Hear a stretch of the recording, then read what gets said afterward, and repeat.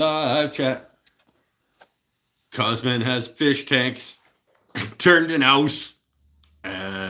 Steel is real. Waldrop's here. Eric Habakabaka's here.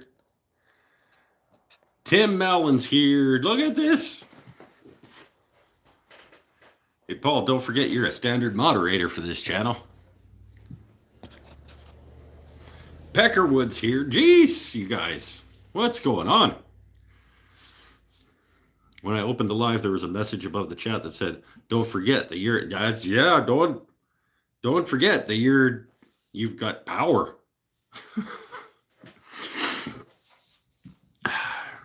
He gave you a list of your powers. Oh, geez. Did they cover it all? There's different types of moderators. I guess there's like super mods or something. I don't know. There's standard, like these guys. I don't know. All I know is they got wrenches and they can kick you the hell out if you start getting. It's rarely happened, but it has happened that they've had to do stuff. What's going on, everybody? Oh, back hurts. Back hurts. It's okay. We're making our way through the world. Putting one foot in front of the other. Got one little dealie here that's misbehaving. Oh, I got to eat. We're going to make some dinner to start. And then we will, then we'll go from there. Had to kick out some dude who kept repeating the same thing. Yeah, well, I don't remember what he was. It was something stupid too. It was like French fries and mayonnaise, or is it just something stupid? He just kept saying the same, and it didn't. Like it wasn't an offensive thing or anything. He just kept saying the same nonsense thing over and over again.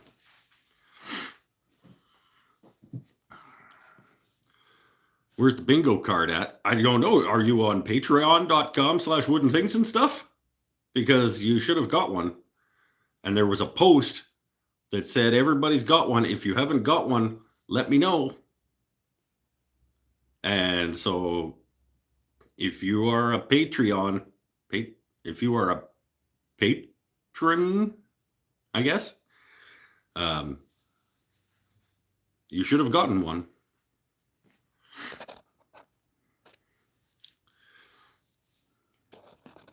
Speaking of backs, Marvo's here. My mom fell and broke part. Jesus. Broke part of hers. I was in Chase last week. Not a better start to 2026. There's lots of year left to get better, I guess. Damn. That sucks. Hope she's okay.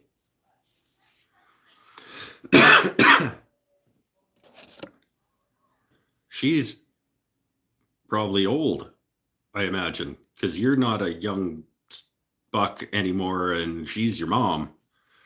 So falling and breaking part of your back at that age is probably like significantly dangerous. Any falls at that age are dangerous. My dad fell on ice, like just slipped, one foot went out and down he went. It was just a super minor thing. And like he was in the hospital for a bit. And that was a couple years ago.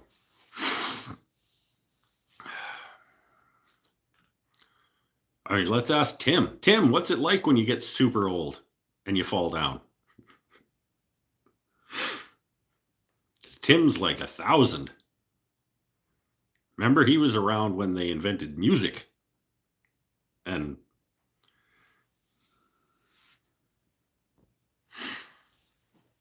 what are we making today? The French fries made it. We're making some kind of sandwich. I don't remember what meat and cheese I got. But I got some meat and some cheese and some bagels. And we're going to make a sandwich out of whatever meat and cheese and bagels I got. And Mom's 78. She's moving around okay. That's good. Moving around okay after breaking part of the back is not good. Gretchen's here. Late arriving because I live with family. You kick them out. They're done. They're interrupting your important life things like this. getting in the way of important. Damn it, family. Ah, Tommy Keel is here. Look at this. All the regular ashholes. We've lost some ashholes along. That sounds bad. I don't know that they're dead. So I shouldn't really phrase it like that. There have been ashholes that have come and gone over the years. And there are some that pop back in just sort of intermittently, periodically, if you will. But there are some that were around for quite some time, and then I have not seen them in a couple of years. That's okay. Everybody grows and moves on and things. I've tried. You tried to kick them out. You didn't do a very good job. You didn't try hard enough.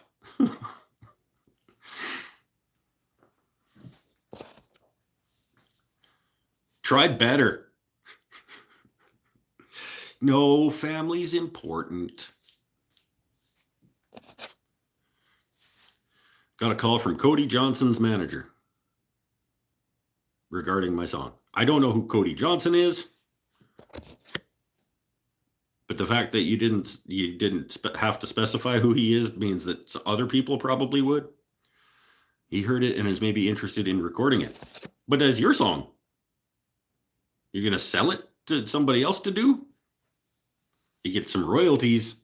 Every time that shit gets airplay, you get some money. Paul can sing, you guys. Like, no wonder he doesn't like it when I play music on this show. Because he sent me the song and I listened to it and he said, yes, that's me singing. I haven't done it for a long time, so go easy on me or some shit. I was like, fuck off, that's you.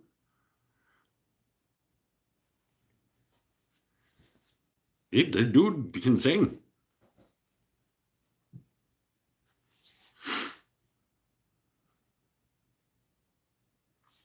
I mean, I don't know how many filters and things it went through, but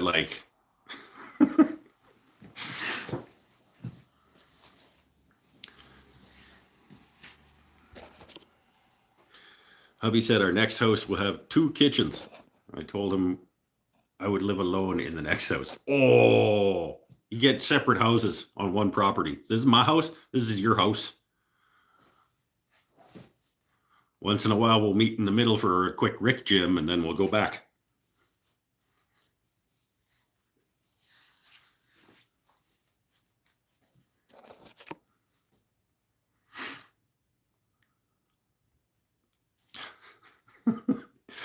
Let's start with getting some food going. I am super hungry.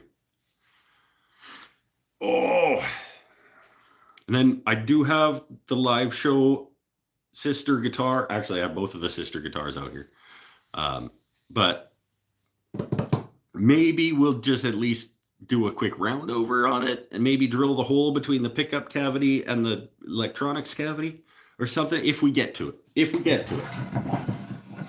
It's this guy.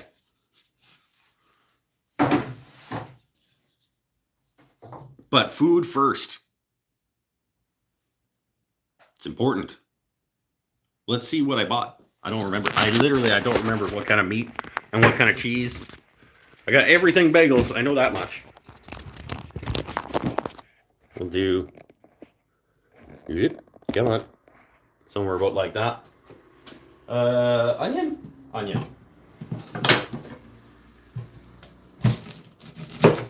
Onion to start.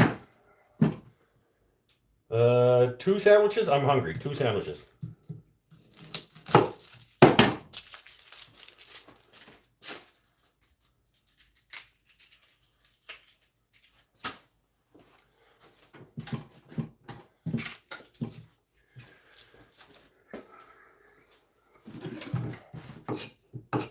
Yeah.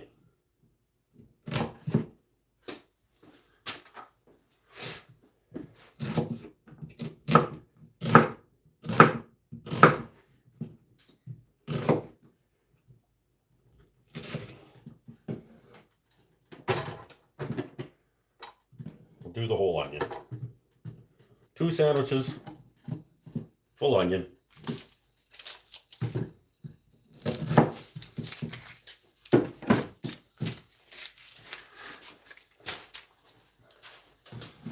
Doesn't matter what kind of meat and cheese I got, it'll go with an onion.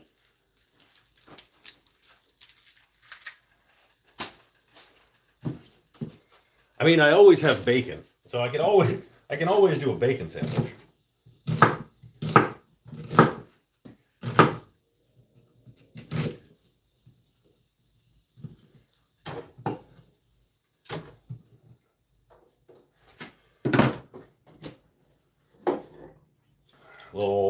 Little hashtag not sponsored Fior. Chili oil.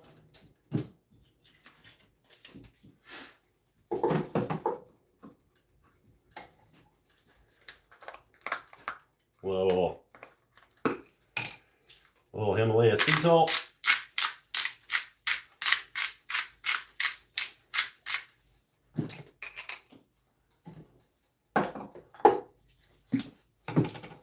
Cracked black pepper.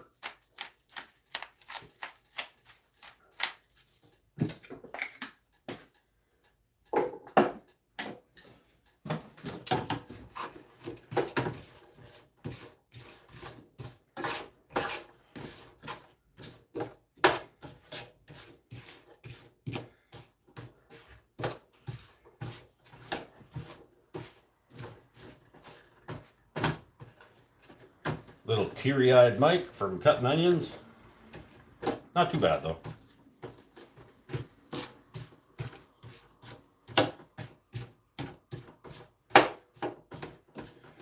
Oh, what's everybody been up to this week? I took it easy. I was gonna say I took a day off. I don't really take days off, but I took a couple days easy.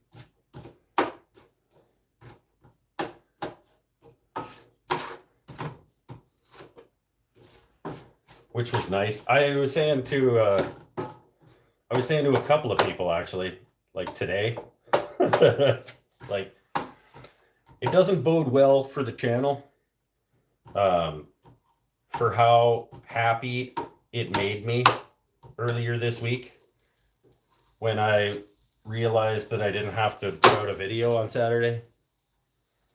I was like doing stuff and I was like, it's like, man, sure is nice to not have to worry about what this week's video is and like be at my computer editing, and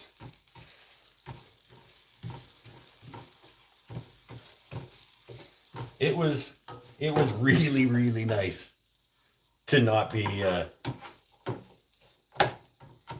worried about putting a video out on the weekend.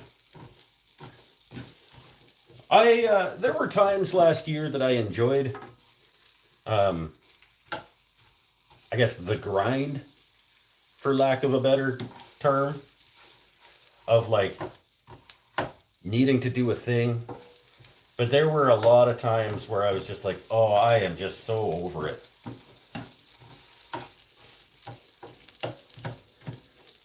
And this week was the first week in probably like over 60 that I didn't put out a video. And it was super nice. I gotta say, it was super nice.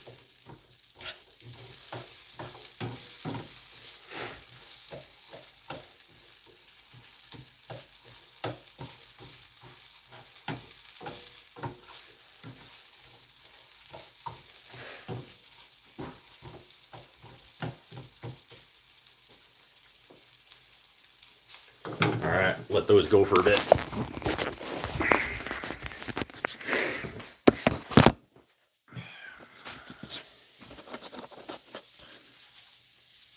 Oh, somebody got stitches out. Paul got stitches out.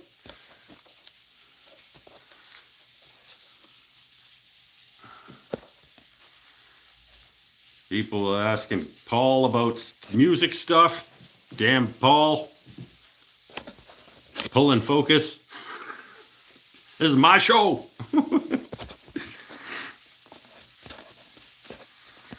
Angie is amazing. Who the shit is Angie?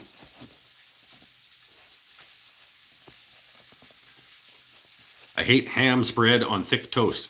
Okay. Oh, wait. I just ate ham spread. I'm like, you can hate ham spread. Just ate ham spread on thick toast. What's ham spread? Like ham goo that's spreadable? Hold on. Angie is amazing. She treats her projects with respect and takes no shit from anybody about her decisions. Maybe that's an unpublicized Canadian trait. I don't know who this Angie is. She sounds cool, though.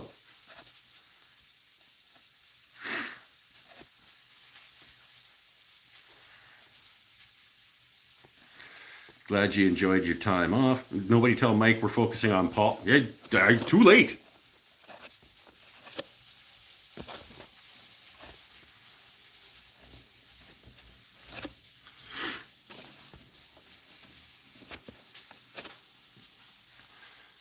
Hex paste.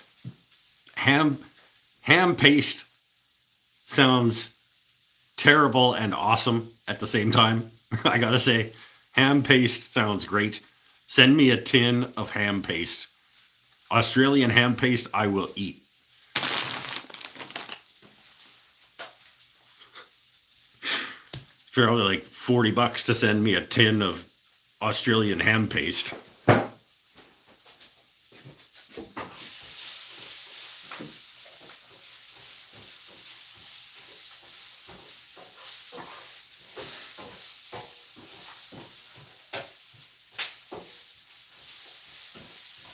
I do have, I guess we get appetizer.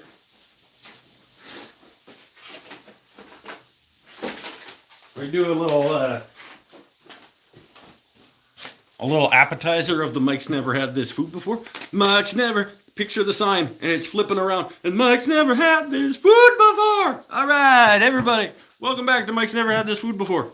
While we're waiting for the onions to cook down for my sandwich, we're going to try whatever this is. This is Tong Garden Mexican-style peanuts from Thailand. Tong Garden Mexican peanuts from Thailand. I don't think I've ever had a Mexican style peanut. I don't really know. I assume that it's just like Mexican spices, like spices they like in Mexico. I'm not really sure. Just so you're aware, the illustrations on the packet are for advertising purposes only. So when you open this up, you're not going to get a little peanut in a sombrero playing a guitar. He's not in there. That's a reasonable facsimile, I guess. You're not gonna get a little guy playing a maraca. These are for illustrative purposes only, just so you know. So that's cool. Ingredients, the number one ingredient in here is peanuts, which is good. And then sugar, and then seasoning, and a list of seasonings. So, actually food, generally, there's not, a flavor enhancer, monosodium glutamate, and some maltodextrin, and a couple other things that are tough to pronounce. But overall, it's food-ish. It's more food than some of the things that I've eaten.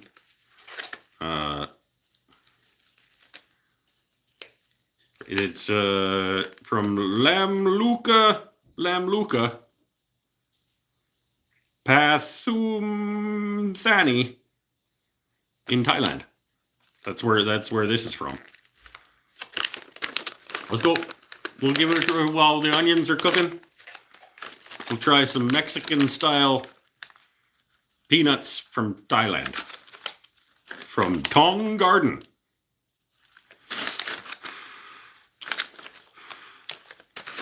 Oh.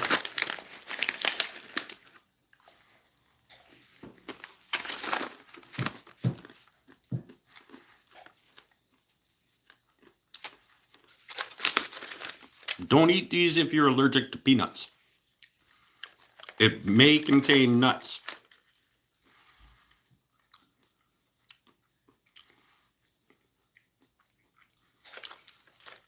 I mean, it's a peanut that has some seasoning on it.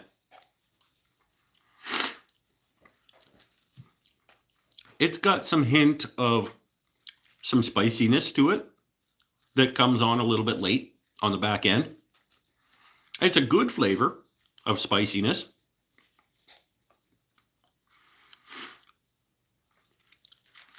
Not a terrible peanut snack.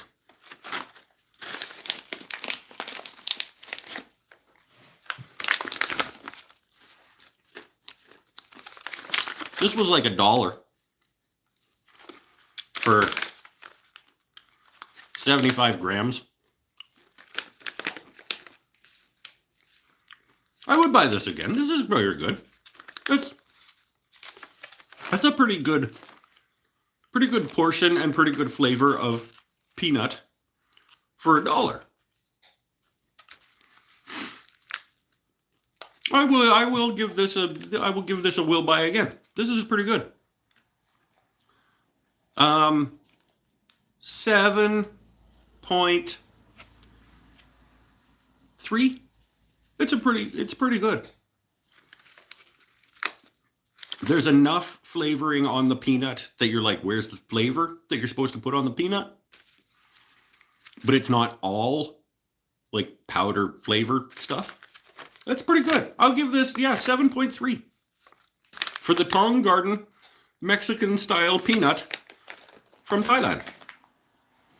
That's good. I like that.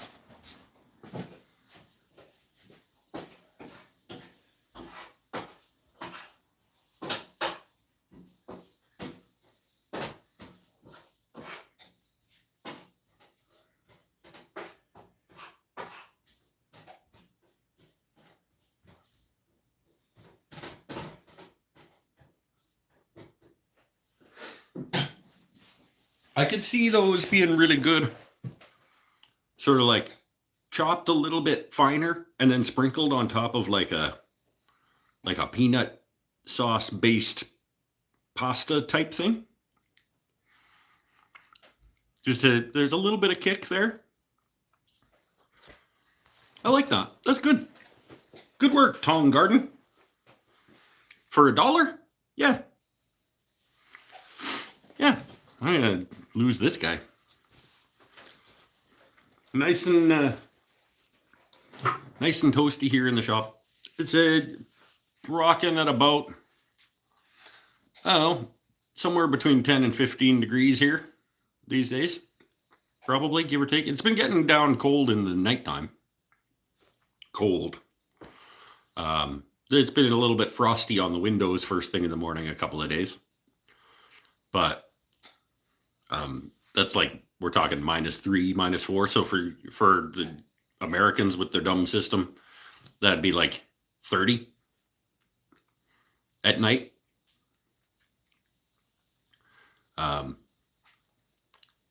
And right now we're low 50s? I don't know what the translation is. What's like 13 degrees for the rest of us? What's that in American?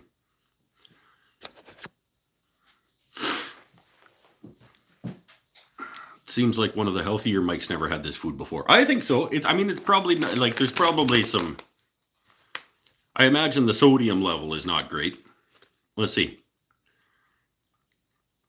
Per 30 gram serving, so like little under half the bag. 20% of your daily recommended saturated fat. So it's not good for you, really. But it's not seen worse. It's only 3% of sodium. That's not bad. That's not bad. I think you're right. I think this is probably one of the healthier. Mike's never had these food before.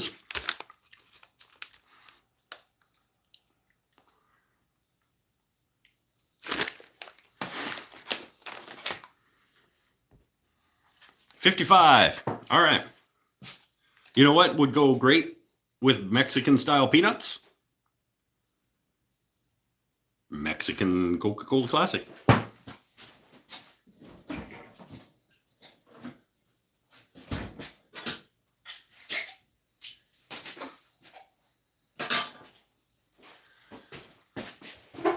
The Mexico Coke.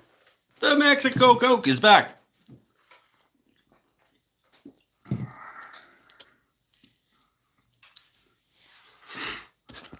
%3 sodium is pretty good for nuts. 3%, 80 milligrams of sugar per 30 grams. I don't know if that's good. I really like.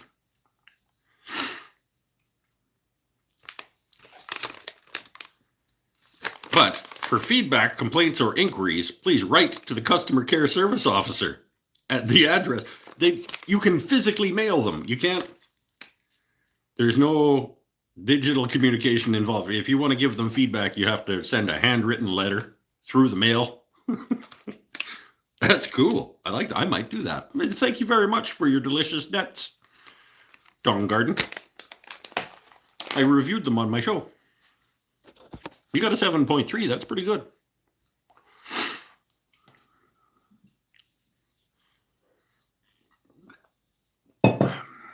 Does the Mexican one still contain cocaine? I don't think it probably does.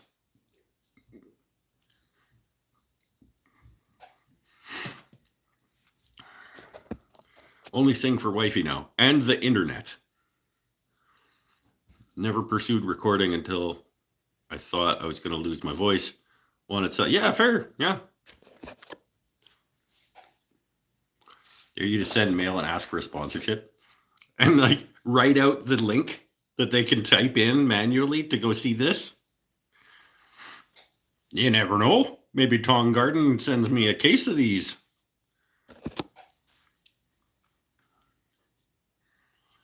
I can't imagine too many other people are talking about these things on the internet. So, hey, Dawn Garden, if you're watching, you can either send me money or more Mexican style peanuts.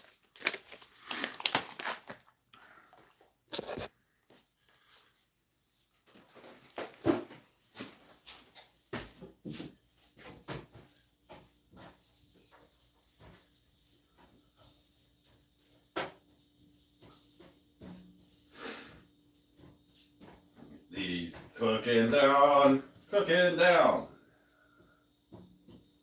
Cooking the motherfucking onions down. Sitting on my wallet, and I don't like that. Anybody else like take their wallet out of their back pocket and just like put it? Like, I just really don't like sitting on my wallet. Oh, check out my new wallet. Ooh. Oh, Fancy Pants. Look at Mr. Fancy Pants with his logo on his wallet. New wallets, though. New wallets. Wallets have this lifeline. Brand new wallets, not a fan. Because the cards are like, the pockets are too tight. So it's like you gotta, your stuff out. But old, like, when you got to replace your wallet, yeah, but brand new wallets, you gotta break them in. They're like a good pair of shoes. Like right off the bat, they can be pretty uncomfortable for a little bit. Same with wallets. Like the cards, they get stuck in it. You gotta.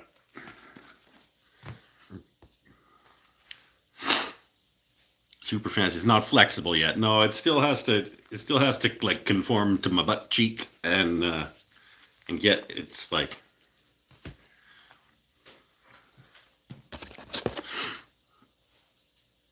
You need to replace your wallet. It's probably 18 months overdue. Yeah, wallets, I feel, are like bandsaw blades. Like, by the time you decide to replace it, you should have done that a while ago.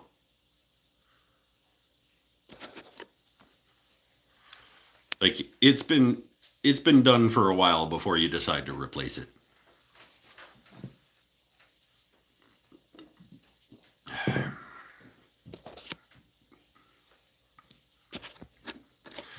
carry a different wallet that fits in my front pocket. No small RFD blocking one made of carbon fiber. Mr. Fancy Pants carbon fiber wallet over here. But do you have your logo on it? Does it have a Waldrop Guitars logo? No, it doesn't. Probably.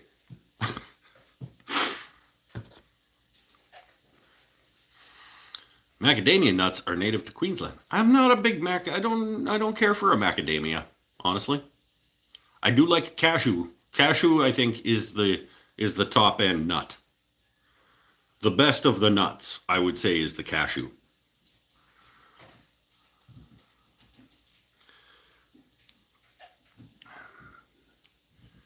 The 10 years in between new and need replacing. Yeah, that's right. Once between broken in and needs replacing, that's the sweet spot. I don't know. The last one that I just replaced probably wasn't 10 years, but it was probably 6, 7 maybe. Doesn't. Yeah. It probably has more money in it though. I don't know. Actually, I have a fair bit of money in here right now. I try to carry some cash money. I have more than I like to carry around right now, actually. Why do I have this much money in here? Oh, because, yeah, some of it is for Mikey B. That I'm passing along to him from Nadia. Nadia was paying Mikey B for some work that me and Mike went and did some things down at the shop, and Nadia was going to pay him and just gave me the money to give to him. Oh, don't tell him. Oh, wait, I already told him. Damn it.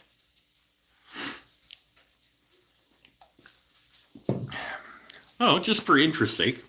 Transparency and whatnot.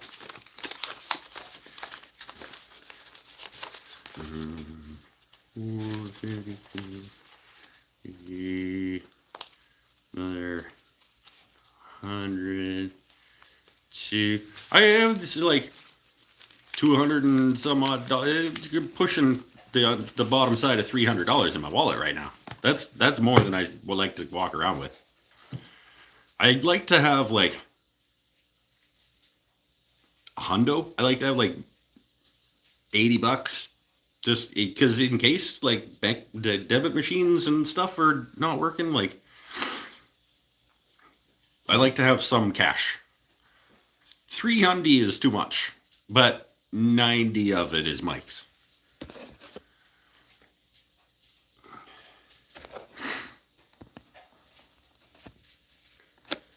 You realize cashews are poisonous until they're cooked. Yeah, well, not if you're tough. I've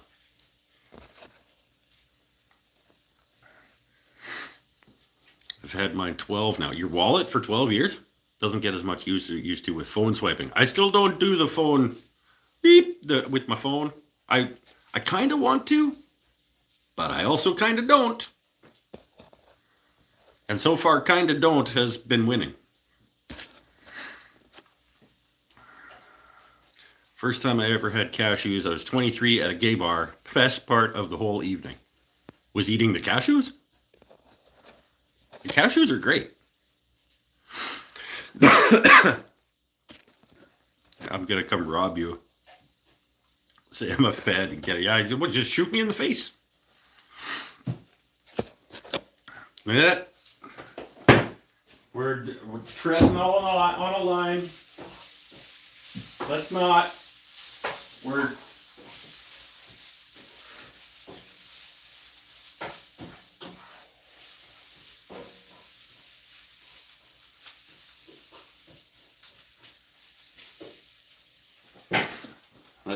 That's not why we're here. We're here to be together and happy and supportive.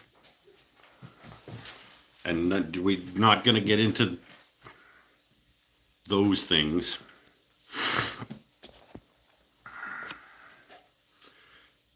From pole dancing last night. Well, there wasn't much pole involved, if you know what I mean. I don't. Not really sure what that means.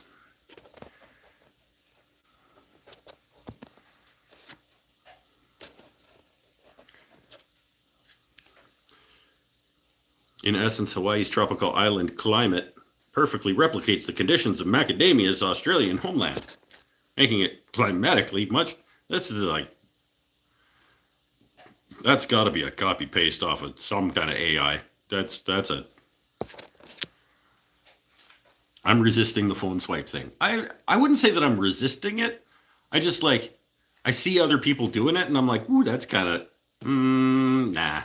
Like, I'm not actively resisting it.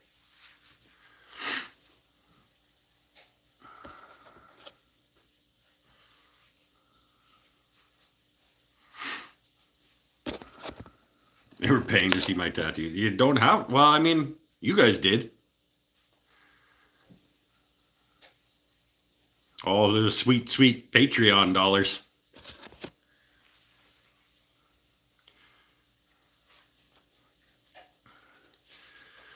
Had a macadamia farm in New South Wales. You had a macadamia farm? I guess you gotta, I was like, they farm macadamias? But yeah, like, I mean, they have to, I guess.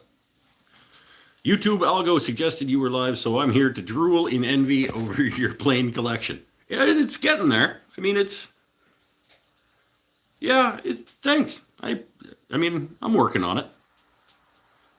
And I use them all the time. Just ask everyone here that they'll tell you that I use them all the time. All of them. Right, guys?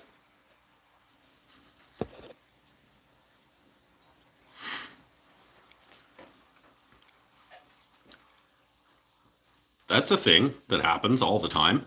Me using my planes. It's not like it's a bingo square where like Mike uses a hand plane is a bingo square for a reason.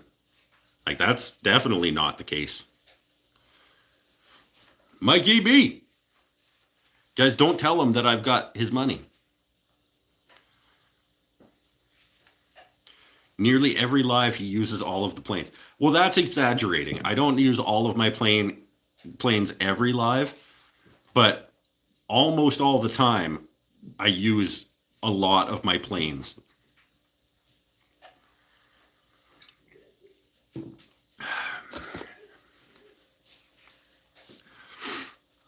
Yes, trees, easy crop, shake the tree to harvest. Hey, sweet, you just come up and you give it a little, you give it by the scruff of the neck and you, no, probably not. You probably got machines.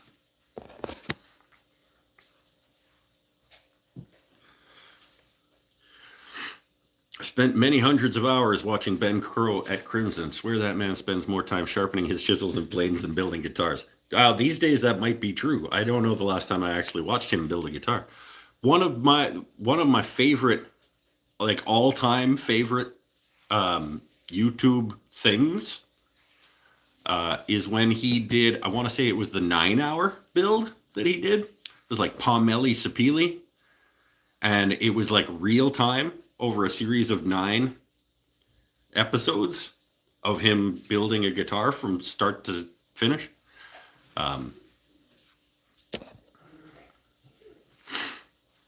Yeah, still one of my favorite things on YouTube.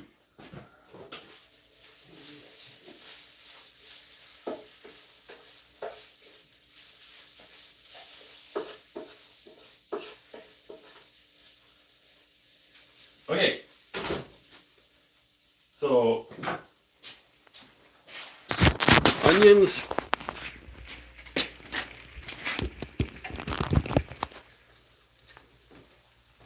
Onions are going to go over here for now.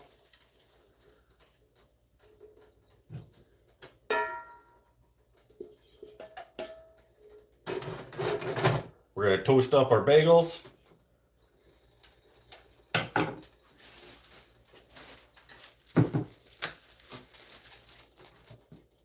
Leave those just staying warm. Do 2 of these guys, making 2 bagel sandwiches today.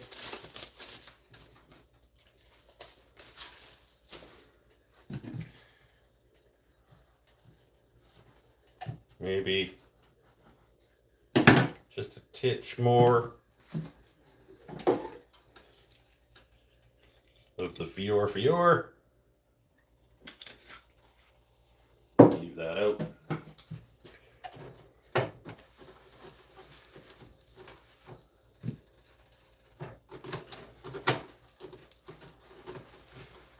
Fry up these guys.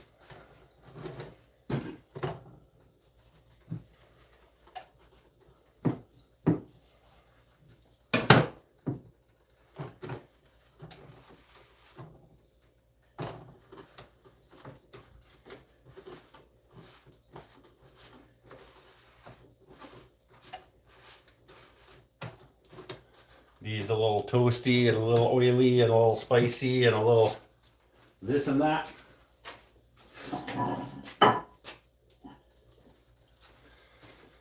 And then let's have a look at what we've got.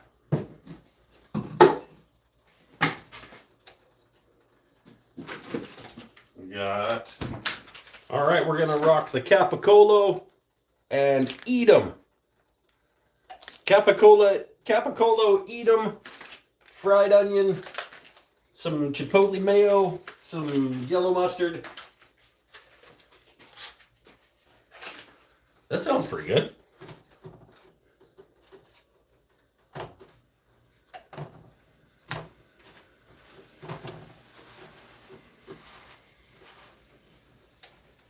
That sounds pretty good.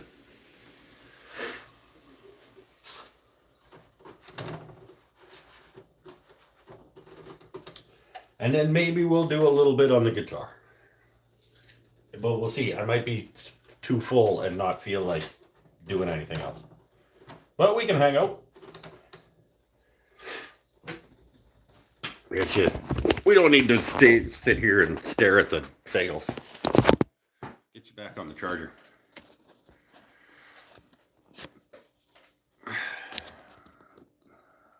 All right. Turned House is leaving. I think he sold a bunch of his online tool store channel. Sold a bunch of it. But didn't Crimson Guitar get rid of their antique tool shop? Yeah, he got into a tool shop. He bought a tool shop and then he did it for a bit and he was like, this is too much. And then he sold it, I think.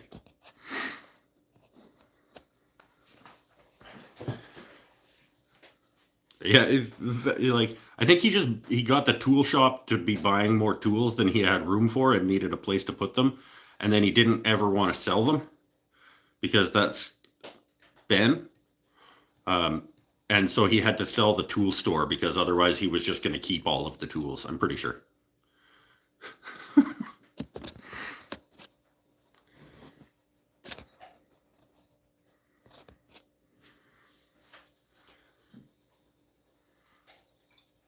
Ben basically started the tool shop because he was buying too many tools. Yep, needed a better way than eBay. Yeah, I don't know. I feel like he bought the tool shop because he was like, I wanna own a tool shop so I can keep buying tools and then it's a business expense or whatever.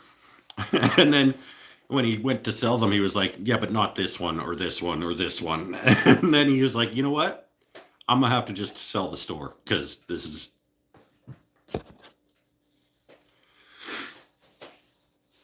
Whoop, let's not burn the bagels. There we go. A little toasty.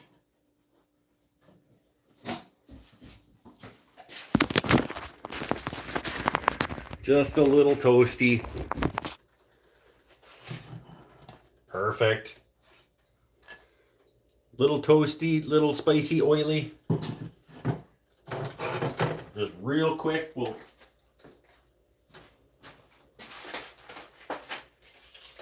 hit the Capicola in there. I'm just gonna use this whole thing. There's not a lot of meat here. Bam.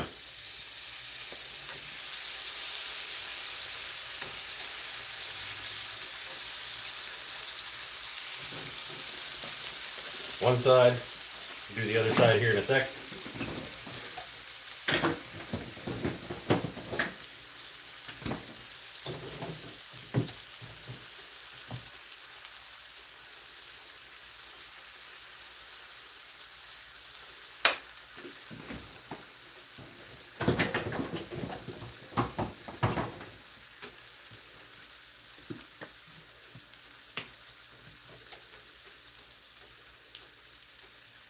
A little yellow mustard, a little chipotle mayo.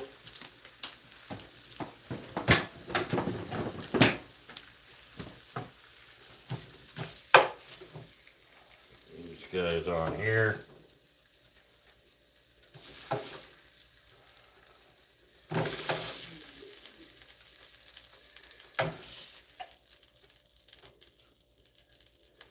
Like that. Same thing with these ones.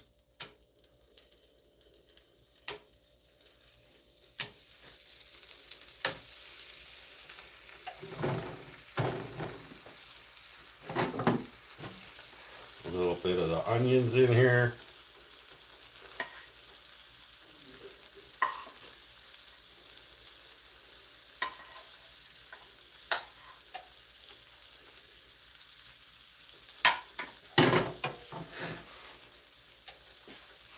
Okay. A little mustard on the end of the spatula.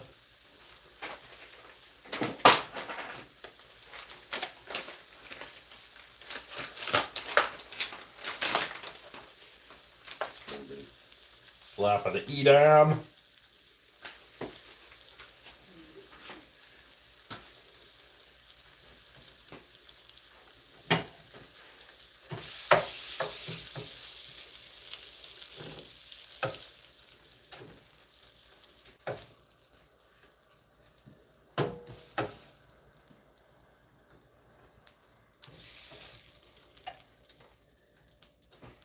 And capicola, onion, Edam. Some fried onions.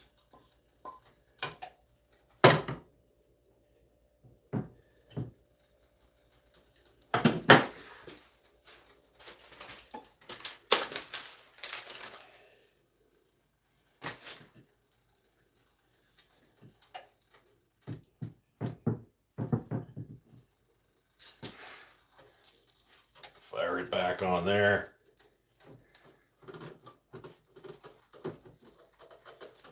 Yeah, that's gonna be good.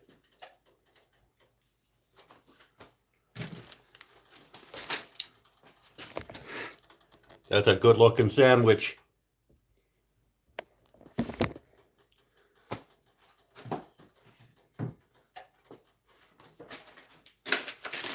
I'm just gonna have a piece of this while I'm waiting for my sandwiches.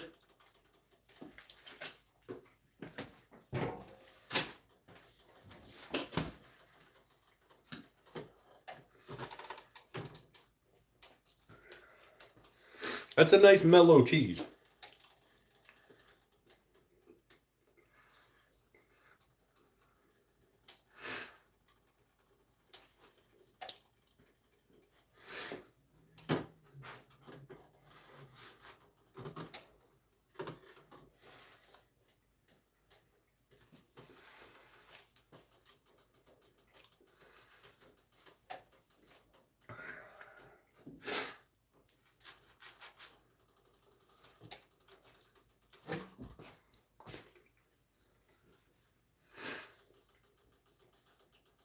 Yeah, that's gonna be a good sandwich, I think.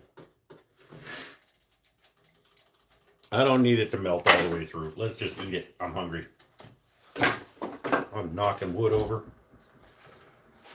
Whoa.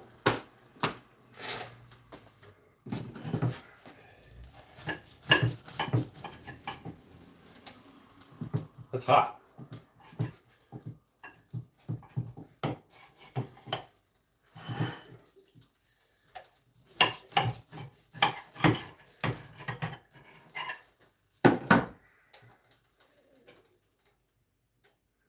Capicola, Edam, fried onions.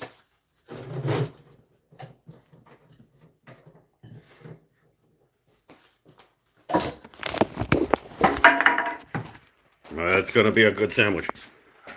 Back on the charge.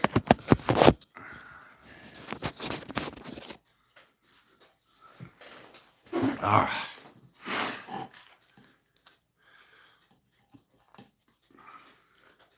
That's a good looking sandwich. Thumbnail.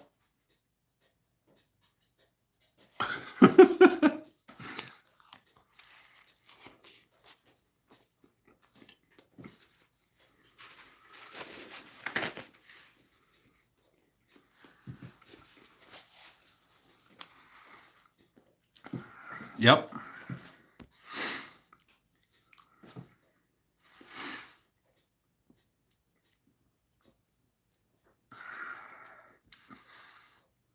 What are we talking about? All that GGBO stuff.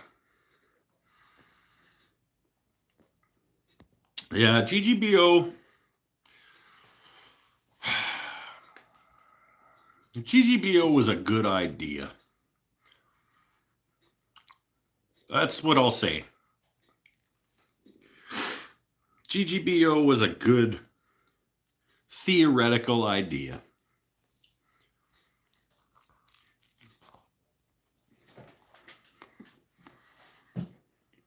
It just wasn't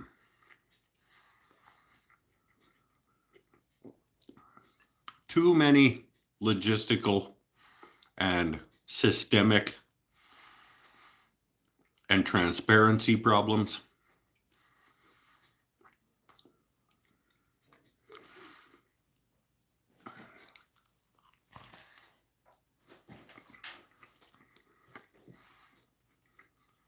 But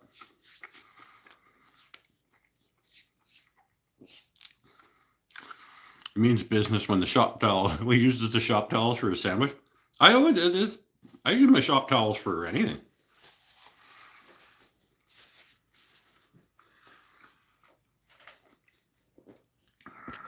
Kind of popularity contest. Yeah, I mean, it did end up becoming a popularity contest. Anytime it's a public vote situation, any of the public vote situations that you see, it's more about how many people you can convince to vote for you than it is about what you are getting them to vote for.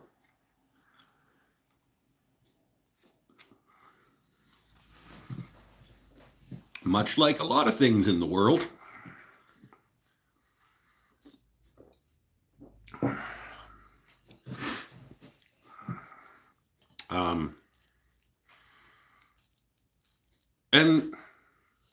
And it's fine if that's what it is that you're running.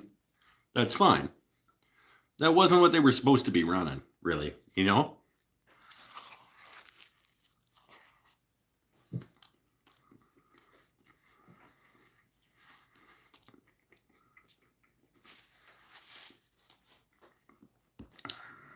I think it would have been a better contest if they would have got just like 10 people who know guitars to watch all of the videos and vote. And just pick their favorites. Sit down in a room and hash it out amongst yourselves or whatever.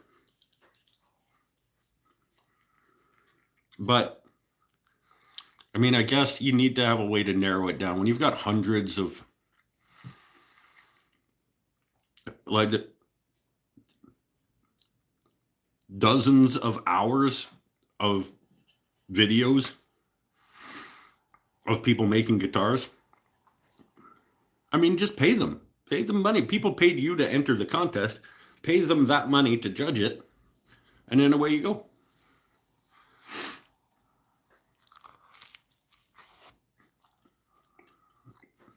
But there's also no good way to differentiate or have categories. I was going to say there's no good way to differentiate between like a good YouTube video of making a guitar versus a good guitar that was made on a YouTube video. But maybe have two categories. Be like, this is what we think is the best guitar. This is what we think is, and have different, this is what we think is the best solid body, semi-hollow body, what it's like, have categories or whatever. And this is what we think was the most engaging video. And this is what we think was the most creative use of the medium. And that, you know, have, I don't know.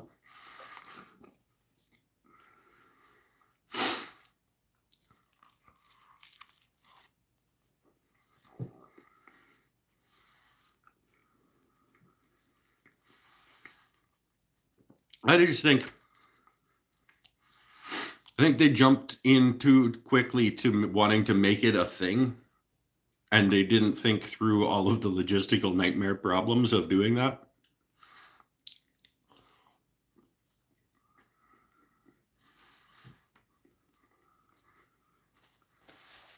That's a good sandwich.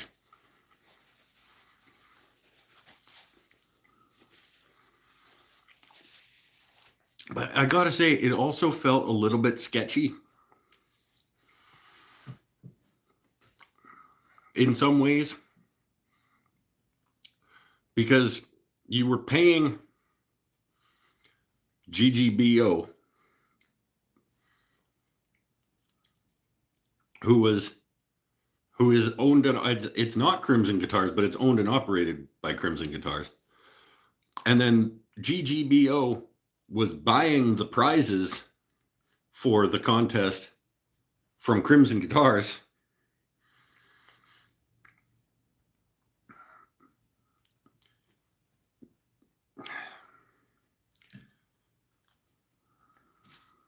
Which feels, I don't know. I'm not going to accuse anybody of anything, but it I think for some people it felt a little off. I think Paul gave a link to his GGBO guitar. It's for sale. You can buy it. And if you buy it because you saw it from watching me, then I get money too. What is it? $1,600 American, Paul? And if he sells it, and it's because I helped him sell it, I get $100. And it's got like $800 worth of electronics in it, and it comes with a hard case. So Paul's making like $40 or something. I'm not a math guy. My current build would definitely do better with pro judges than randos. The phrase figured Tamo ash doesn't mean much to most. Well, that's because most people are stupid.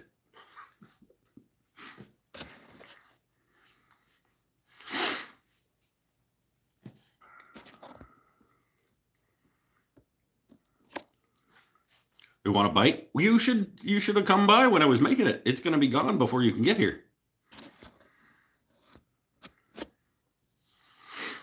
Channeling my ex about Pepsi being better than Coke.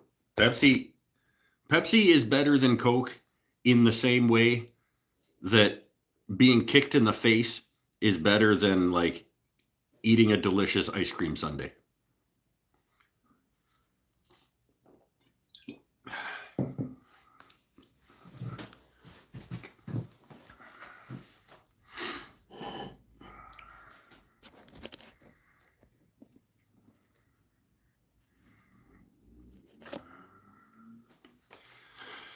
Unfortunately, shipping to Australia would be a killer. I don't know that it would, honestly.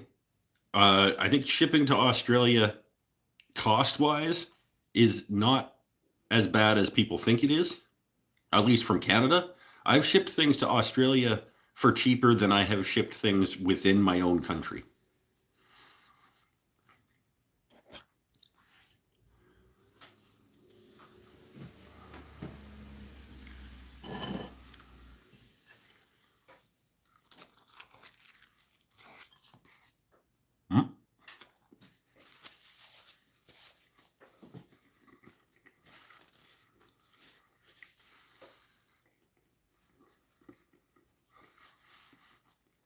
Yeah, glad I made 2 of these.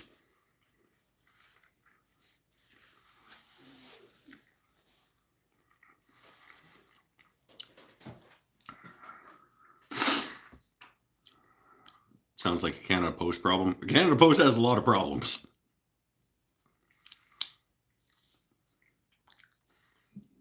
But Canada Post is also in charge of making it get to Australia. Once it gets to Australia, it gets picked up by kangaroos and shit on the beach, I think. Canada Post rows it across in a boat, and then it drops it off with a pack of wild kangaroos with an address slip. and they hoppity hop it over to Brisbane.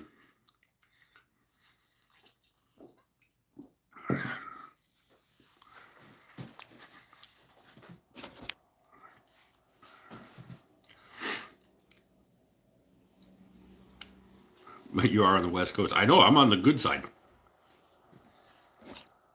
I would drink all the soda I want. I just don't need the high fructose corn syrup and sugar. I don't. I mean, no one needs it.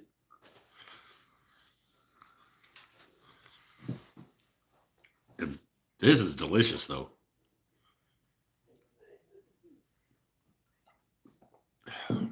The Mexicans know how to make a good Coca-Cola.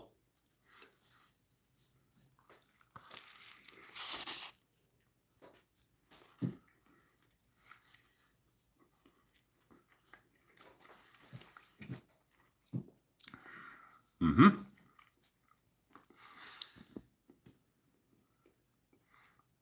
Maybe faster to fly to Australia than horseback it across the continent to Labrador. Well, yeah, that's the problem. Is we give it to a moose who takes it, and I'm on an island off the coast too. So like,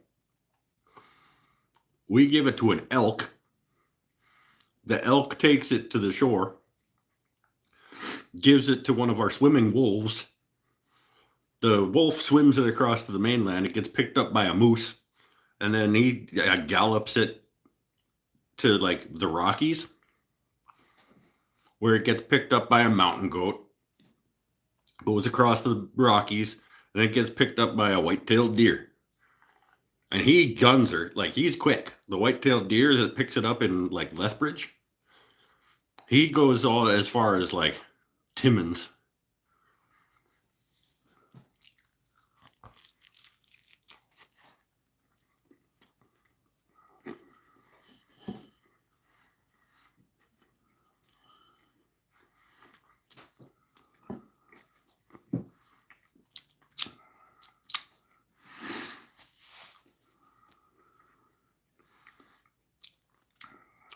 I don't know what happens when it gets to Timmins.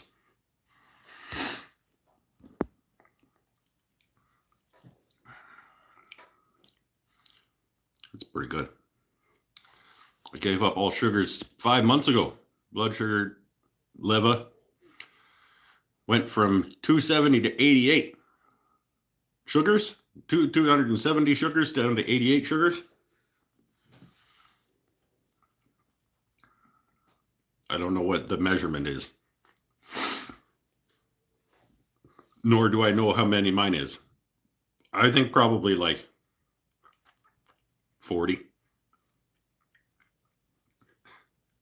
I probably am like 40 sugars.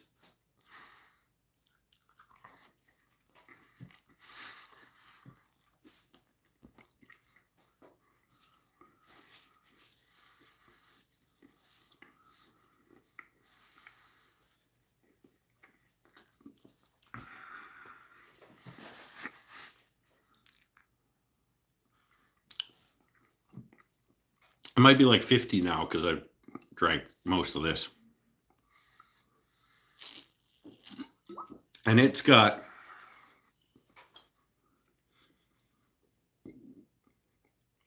It's got 30 in it. So I'm at 70 already. Well, when I finish it, I'll be at 70. Am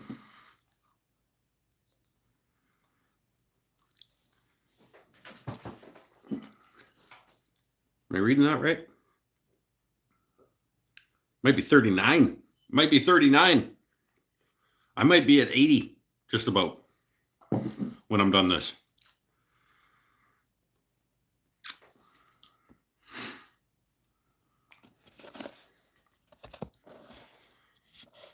Oh, you guys got stuck on my end. Below 100 is good? Well, then I'm not below 100. I guarantee you that. A zero chance that I'm, if below 100 blood sugar is good, there's a zero chance that's where I am.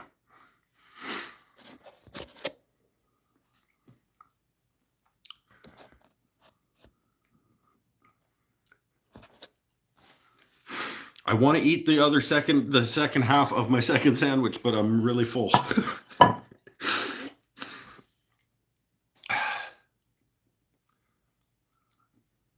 mid-meal smoke. Take a pause.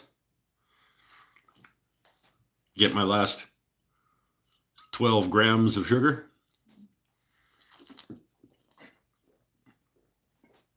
Have myself one of my healthy cigarettes.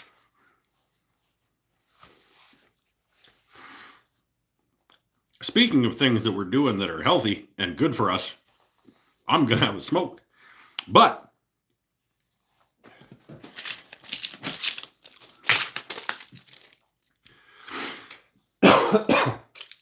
this week,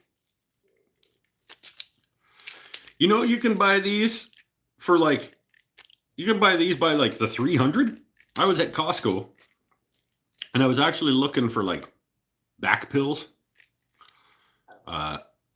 Frankie Chan, enough procrastination for me. I need to get back. Okay, well, thanks for stopping in. You can buy the Nico gum at Costco. I got a 313 pack or something. I'm not doing really well with it. I bought these on Wednesday. But if I have 313 of them, maybe they can replace some of the cigarette combined with the vaporizer dealie, replacing a few more.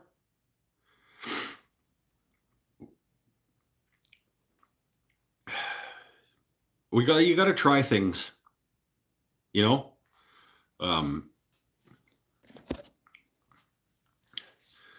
Does it taste good now?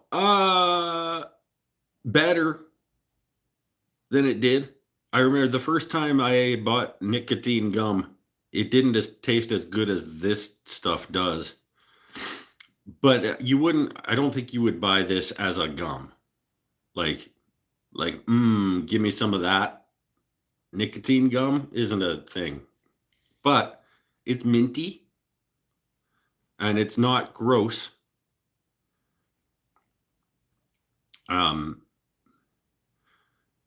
And you can tell that it's giving you some nick because it's got a little sort of burn.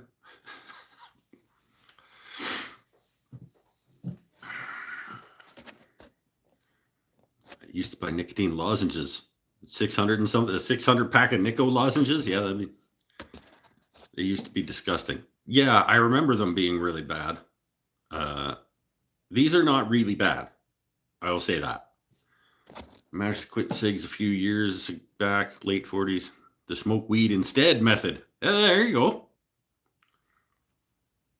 I also tried that. But one of the times that I quit, I tried that method. And then I also tried getting back into smoking weed when it became legal. And I was like, sweet, now I can just go to the store instead of like creepy Jim's apartment and not knowing what I'm going to get. I have options and I can pick and choose. And I went in and I bought some of all of it. I was just giving me some of that and some of that and some of that and some of that. I'm going to find one that works and does what I want it to do. And I think I tried almost all of them. And I was like, I guess none of them are going to do what I want it to do. So I guess I'm just not a pot smoker anymore. I got my fair share. To be fair, I smoked more pot in my life than most people probably should have. Well, than anybody should have, really. From like 16 to 27, I guess about 11 years. But mostly like 16 to 21. And most of that from 17 to 19.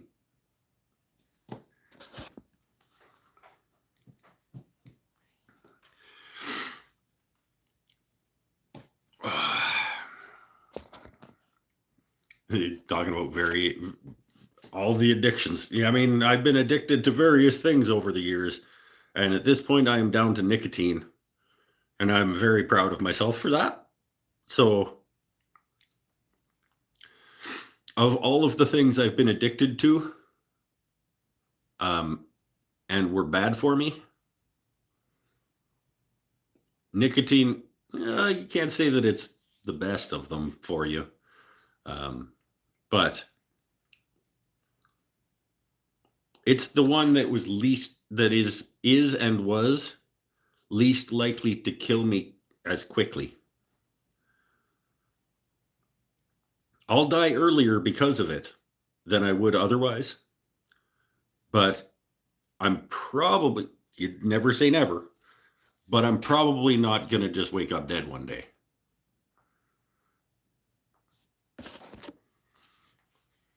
Suddenly out of nowhere. Which absolutely was going to happen with one of my other addictions.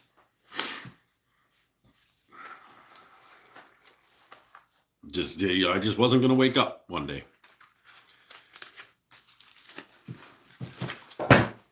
So there's that.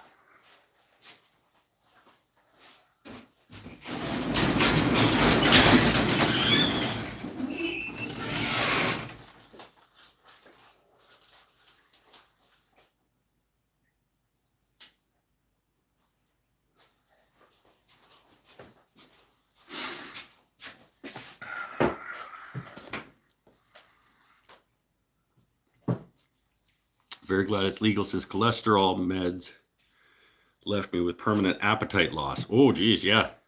You smoke some weed to be able to eat. Yeah, okay. Adrian Van Warmer. Welcome to the show. I don't think I've seen your name before. We are an interesting group. You can hang out with us as if you're the right kind and the right amount of weird. there's these weird, like the right amount and the right type of weird is where we live.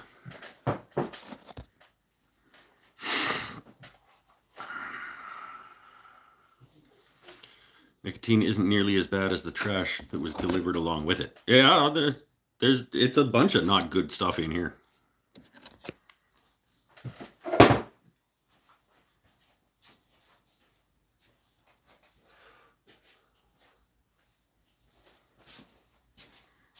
I imagine there's probably some bonus not good stuff in here too. I don't imagine that it's just like gum and nicotine.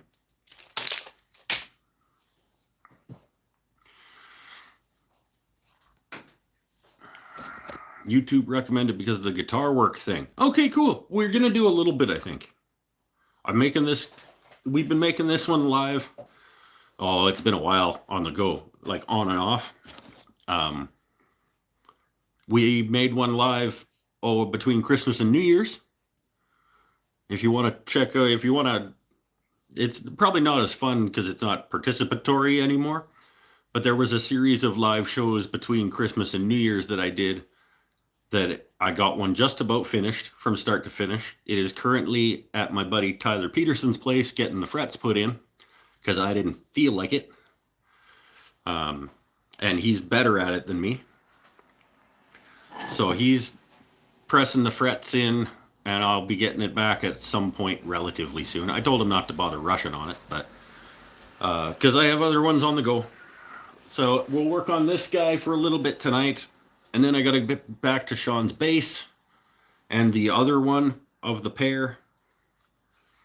And then eventually I got to get back to Dusk. But I want to do some not guitars as well. I feel like once I get these next couple wrapped up, I want to step away from guitars for just a little bit at least. Because that'll be like 4 in 2 months. I do kits and parts casters with my own vacuum pressed veneers. Hey, cool. I would like it. I mean, I wish I had more room to have like proper vacuum press room space. I want to try vacuum pressing stuff at some point.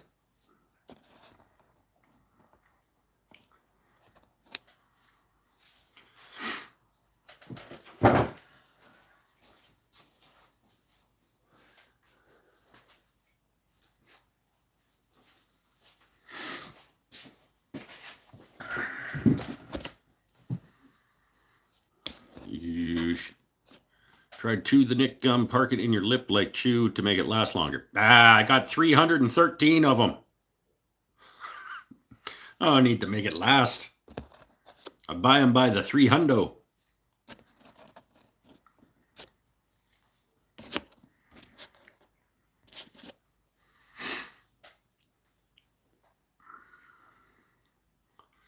Just glad I can get back into the shop next week so I can start building again.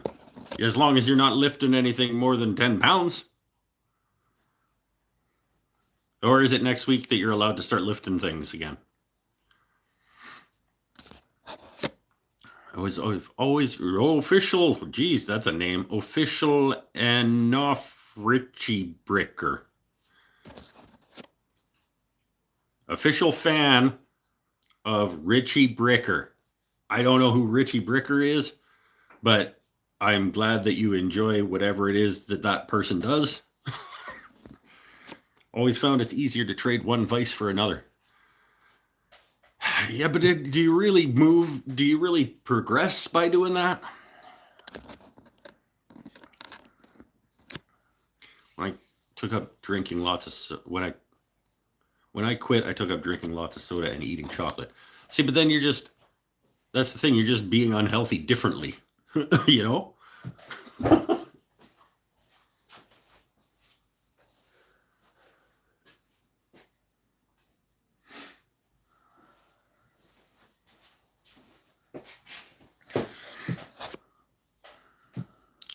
Can start lifting over 10 pounds next week with your robot parts. Oh, you don't have any robot parts in your arms, do you? How many beers were you drinking daily? How was the detox? I wasn't drinking daily. I was drinking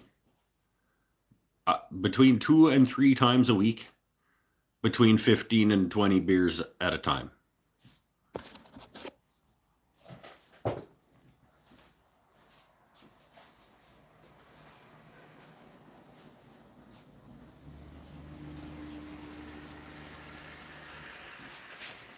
Between 15 and 24 beers at a time.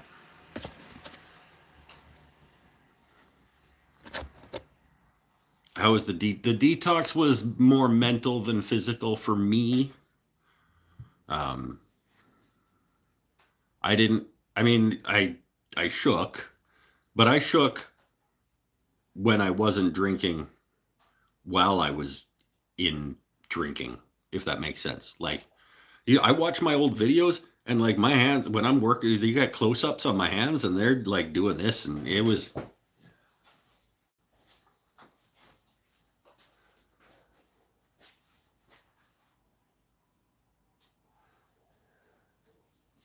and I think it was probably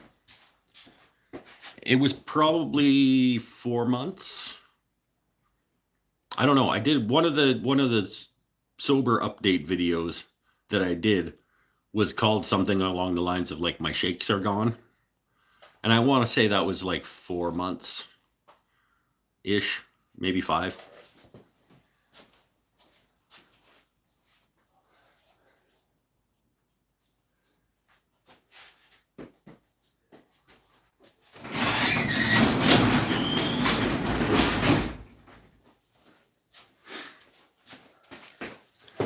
And speaking of that, I think I'm about to set my new record.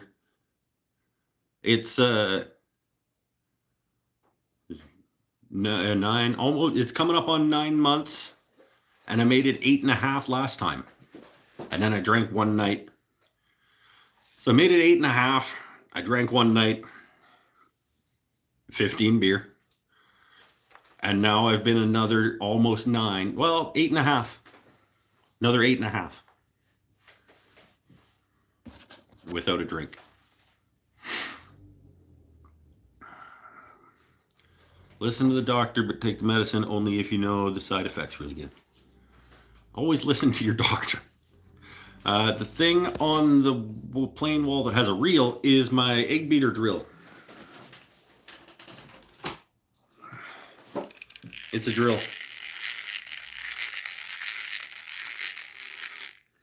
that my buddy Tim Mallon spruced up for me. It's an old Miller's Falls, we think.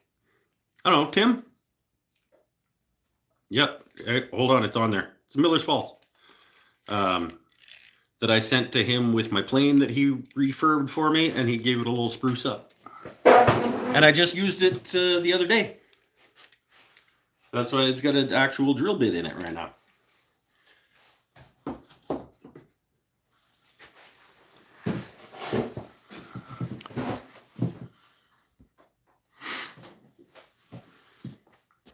You guys get stuck again?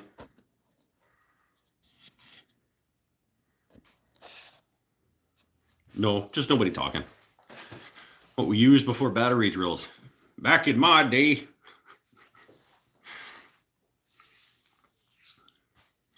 I want another. Might have another.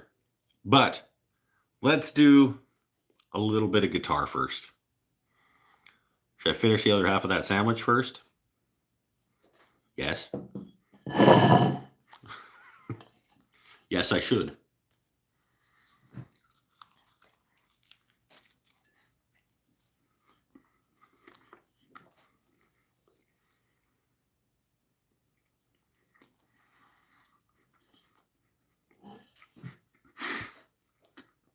Tim helped invent the egg beater drill. I love how he's like, it's at the point where he's like heading off my jokes. He's like, I can feel it coming. I'm going to get there first.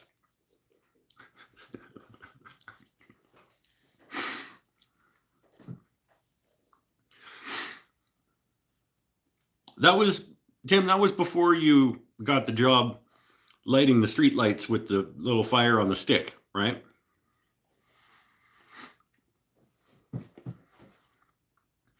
When you were the guy that went around with the candle on the stick and you were lighting the street lights, that you invented the egg beater drill before that, right?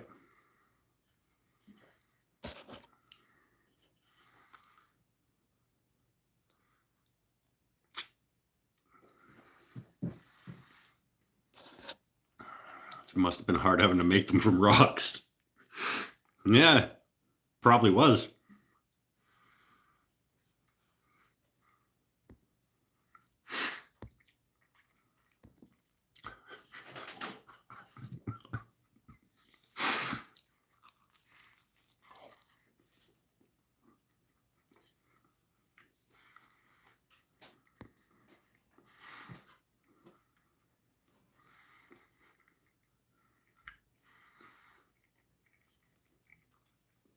The food is healthier than a Coke. That's true. There's actual nutritional value to this. It's probably still not great for you. I mean, I did fry everything in oil. Like literally everything in this was fried. No, the cheese wasn't fried in oil. The onions were fried in oil. The bagel was fried in oil. The meat was fried in the pan that had oil in it before the meat got in it. So it technically wasn't fried in the oil.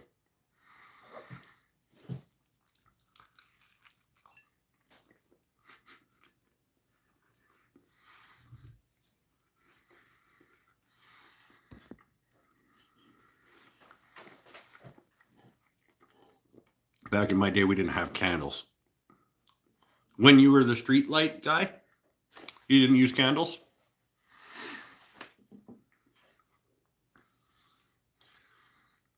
Was it like animal fat? Like wrapped, it like wadded up on the end of the stick?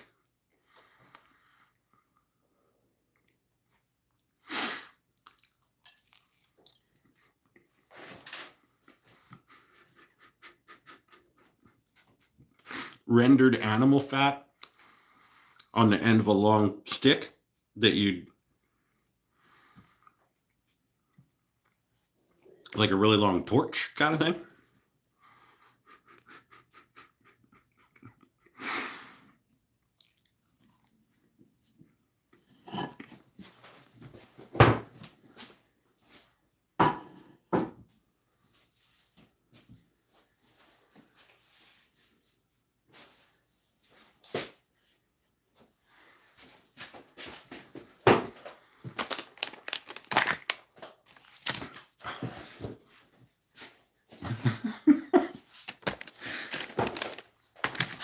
I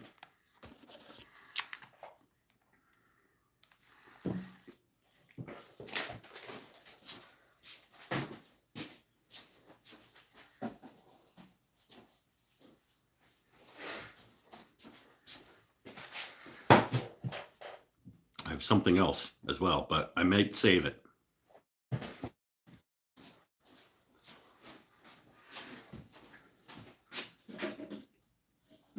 No, we'll have it. We'll have it for dessert, but we'll do some guitar first. We'll do a little bit of guitar first, and then we'll have it for dessert. Did 2 years of my apprenticeship using an egg beater drill till I could afford a skill battery drill. Sweet.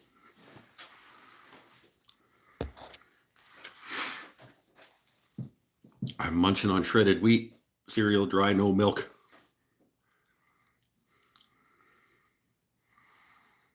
That sounds awesome. I'm laying in bed smelling my feet. I think there's better uses of your time. But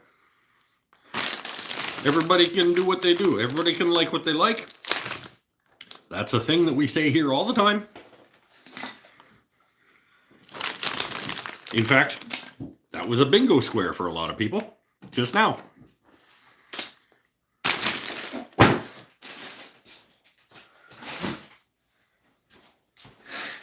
Gretchen, did you get your bingo card? Because even though you're not a Patreon, you said that you wanted one, so I sent one to you. But then you didn't respond. Miss, you don't respond to emails. Remember a couple of shows ago or whatever when she was like accusing me of not being good at responding to emails? Remember? Yeah, now who's?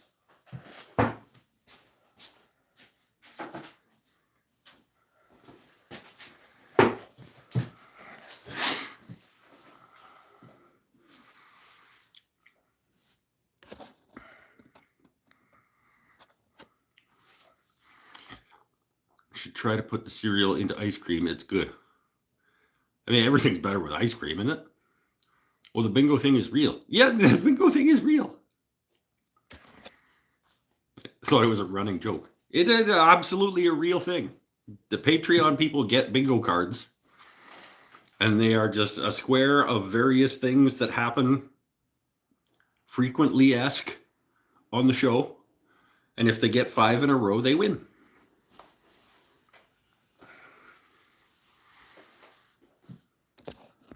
You didn't get Eric, you didn't get a bingo card?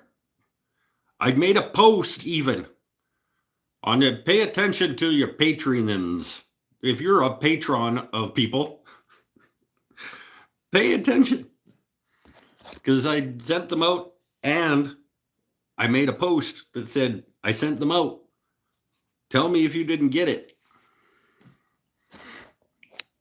I did receive an email, but I haven't had a chance to grab it. Didn't know it required a response.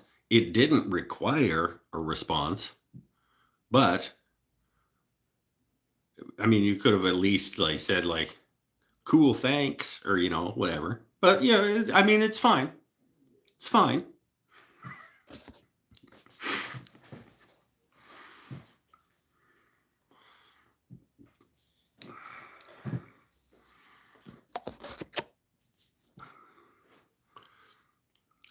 You dissed Eric? I didn't. No, he got it. I'm sure he did. And if he didn't, he could have said something before now. Somebody might win tonight. We don't know. There's been a lot already of bingo squares. Just off the top of my head, I'm already counting like 6 or 7 bingo squares that have happened tonight.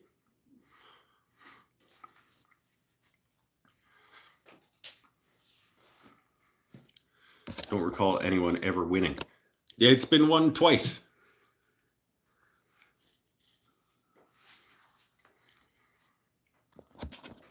I saw the post. You saw the post that said if you didn't get a bingo sheet, let me know. And then you didn't let me know until right now. Sanders caramel salted chocolate. I went to go get another one. I think it was a Christmas. I think it was in the Christmas thing. Like, because they didn't have them. And now I'm disappointed. I did get more chocolate covered, or not chocolate, peanut butter pretzels. But I went to get Sanders chocolates and they didn't have any. And then I got disappointed. It's telling me it's locked. Well, we should figure out a way to unlock it. It's just a PDF.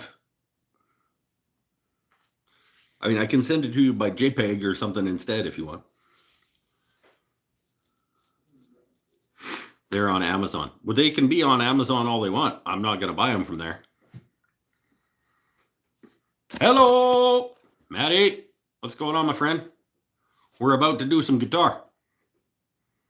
Just a little bit, though.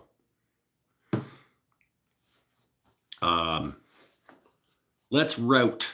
Let's router. Everybody loves the router noise, right? The next operation on the guitar is just rounding over all of my edges and then adding some dimension and things to it. It wants me to be in Patreon. It didn't come through as an email attachment. No, it's a separate direct email from me to you. No, I'm not talking about the Patreon post that said like, hey, bingo sheets. I'm talking about a direct from me to you email.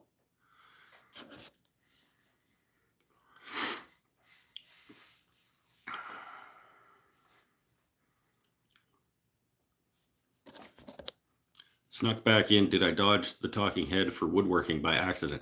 Yep. You missed the rest of the sandwich being eaten.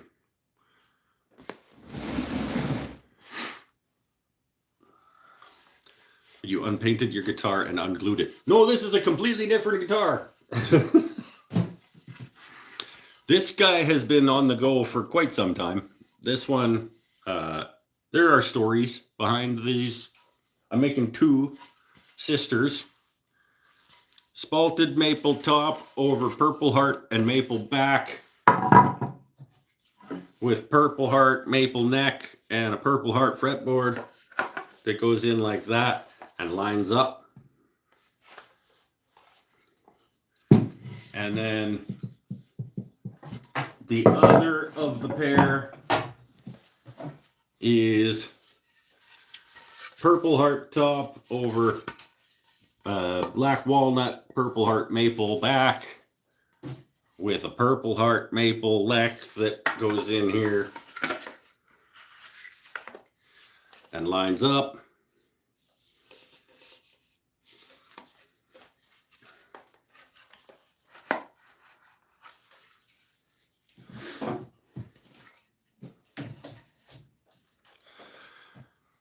I seem to remember Mike giving me shit about a purple heart fretboard less than 2 weeks ago. I didn't at all. I'd made a joke about you wrecked because your purple heart phrase came at the end of a bunch of other things. And that was the joke. It was like, so flamey something or other, and then on top of some other thing and blah, blah, blah. And then you were like, and a purple heart fretboard. And I was like, well, you wrecked it. You know, that was the joke. It was funny. Shut up. Okay.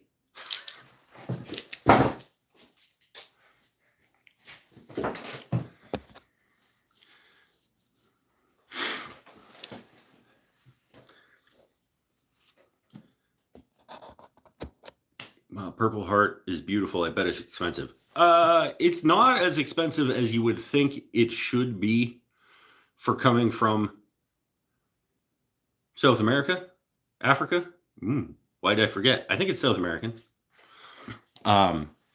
But it grows in enormous trees and they grow like weeds where they grow. So it's actually not as expensive as you would think it should be, but it is fairly difficult to work with in a lot of ways. it's flaky. Like the fibers don't like each other. So it tears really easily in places. It's pretty hard and it's grabby on tools and it's unpleasant to work with in a lot of ways. I would like to have an Explorer all done in purple heartwood. I don't think that you would. It would be heavy as fuck unless it was mostly hollow.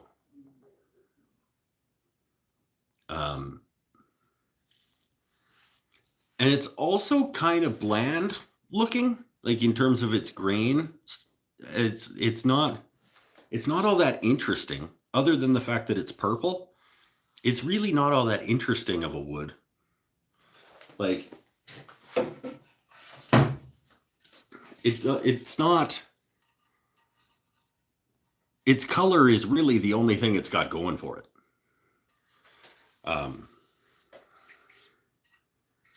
In my humble but correct opinion. And it changes color. It loses its purple over time. It'll, depending on the piece of wood, it'll go towards brown. Sometimes it'll go towards a reddish brown or a burgundy brown, but it'll always, like, you ain't keeping it purple.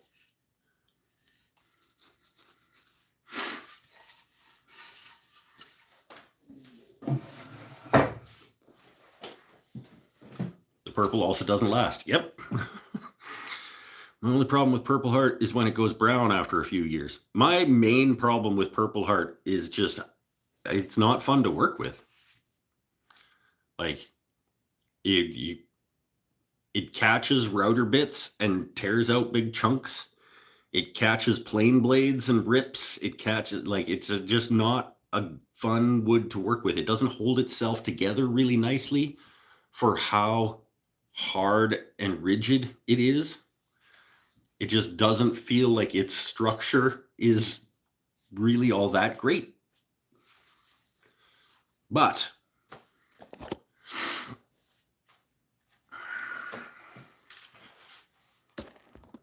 if it goes brown, just hit it with a bit of heat. It'll go back purple. If I hit your face with some heat, and it'll go purple all right. Nah.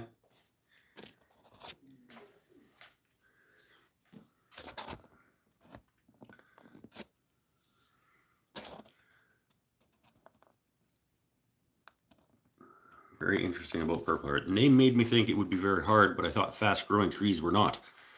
Well, I'm not. When I say it grows like a weed, I mean it is very plentiful. But also it's a jungle tree, so fast-growing trees in, like, the Amazon rainforest are going to be harder than fast-growing trees in British Columbia, Canada.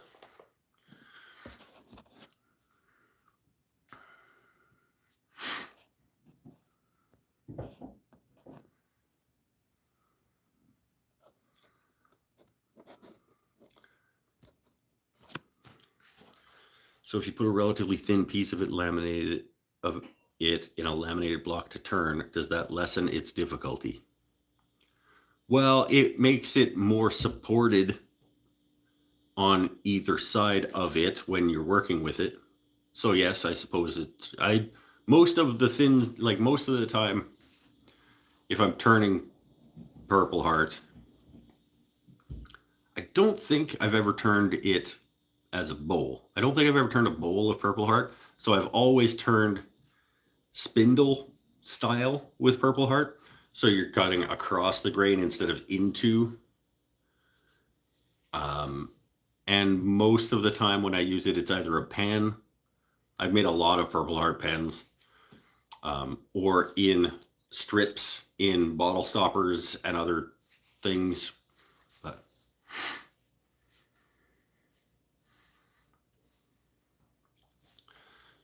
I don't think I would enjoy turning a Purple Heart bowl at all. I don't expect that would be a pleasant experience. In fact, I may. Yeah. Got a big rip missing out of the side of this guitar from going around this side with the router when I was cutting out the body, which may or may not be getting in the way of my router bit bearing right there when I'm rounding things over. We'll see. Let's do that because everyone loves the sound of a router. Let's just round this guy over a little bit on the edges and then maybe do a little bit of rasping in a few places. Get another step done on this guy that's been long in the tooth in terms of its construction.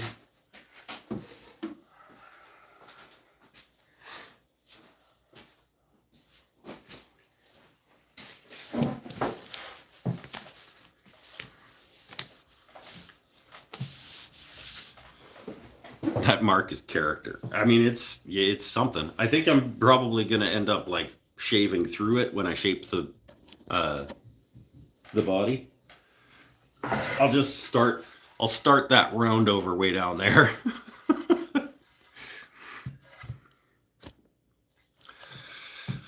Wonder how a graft purple heart tree with a flame maple tree. Well, my understanding is there's no such thing as a flamed maple tree. I think flaming shows up based on the location and the stressors that the tree is under rather than the actual species of the tree.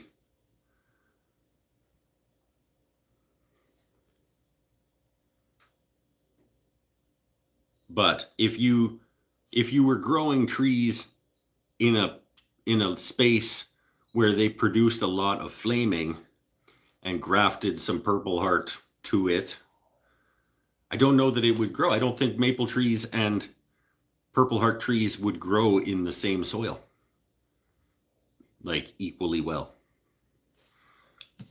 I'm not sure you could grow a purple heart tree in the place that would grow a maple tree. But again, don't know.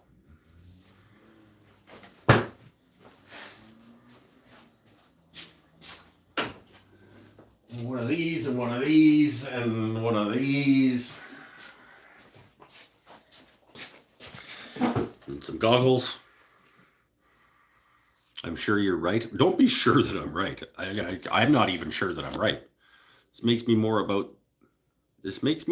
about by those guys that slam their guitars until they bust just for show. This makes me more about by those guys that slam their guitars until they bust just for show, I guess.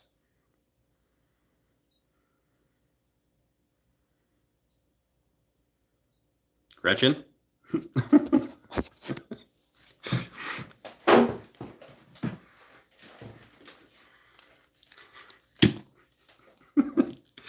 2027 bingo card. This week on Mike's Wooden Things and Stuff, we're trying to make a hybrid tree.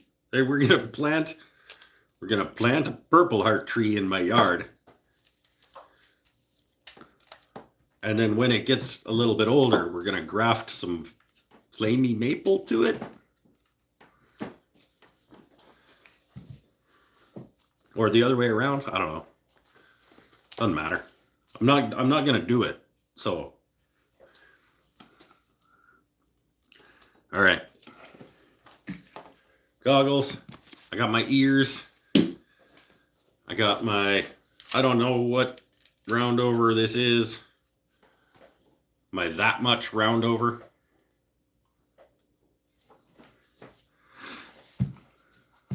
Let's see if it's gonna.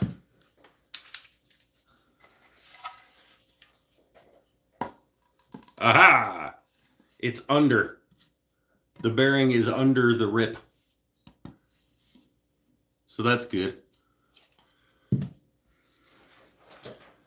I bet it rips some more though when I route it.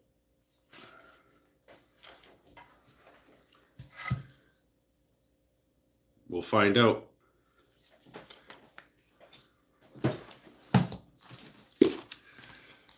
Loud noises!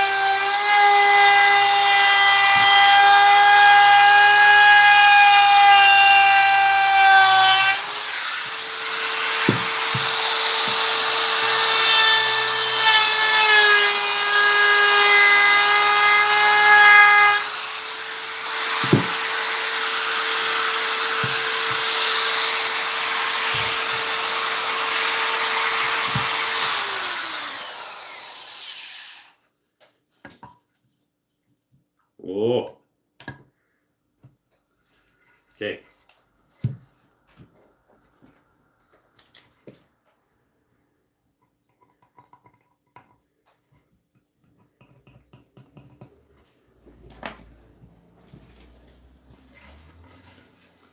Bearing sits just, I don't want to risk it on that part, so I'm going to stop and then I'll just do that part.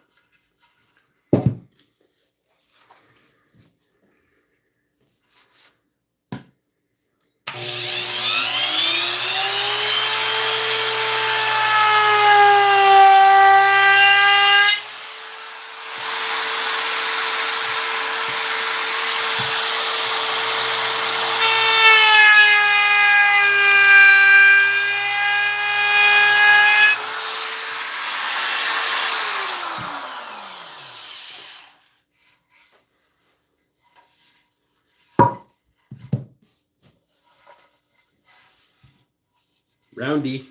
A little bit roundy. Let's go over here.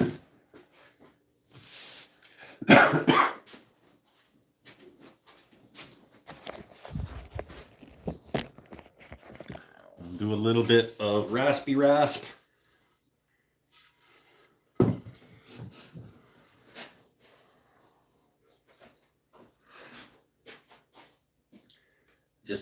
Just a normal pencil. I don't have just a normal pencil.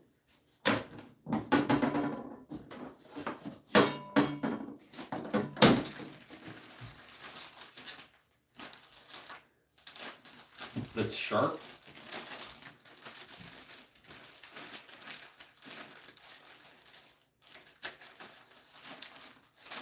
Okay.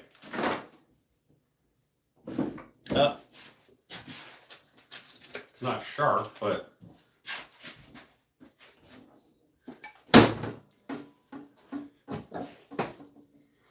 go.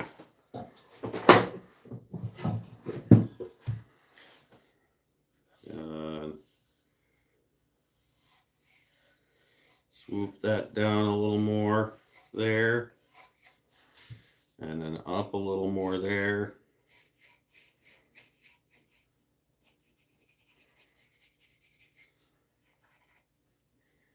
Maybe in a little more there.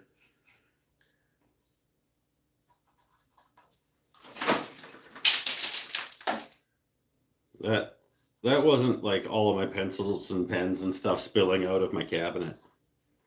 That's not what that was. In a little more there, in a little more there. Maybe a little bit of arm contour up here.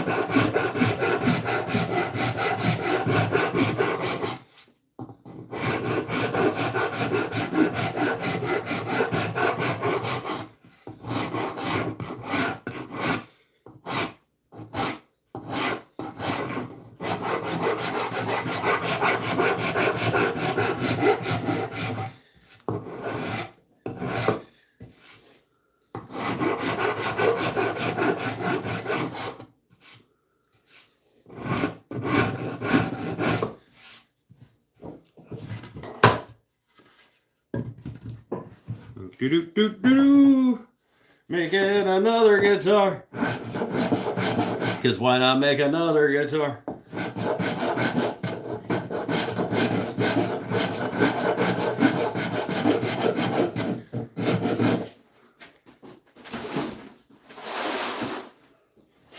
Been working on this guitar for a while. Live here on the channel. It's been like over a year since we worked on this, I guess, right?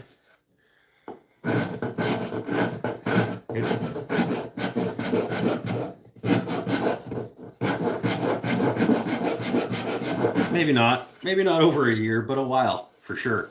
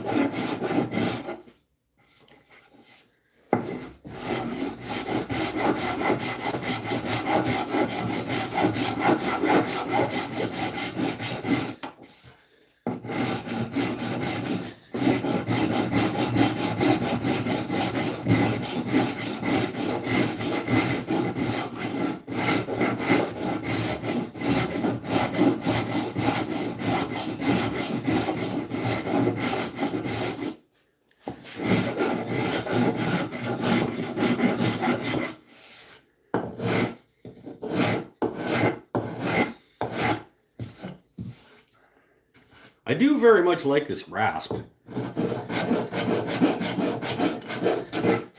In case you don't know or weren't here when we talked about this rasp, this is the Economy or whatever it's called. Cabinet maker's rasp from Lee Valley. And I think they're like 30 or 40 bucks or something. Hashtag not sponsored.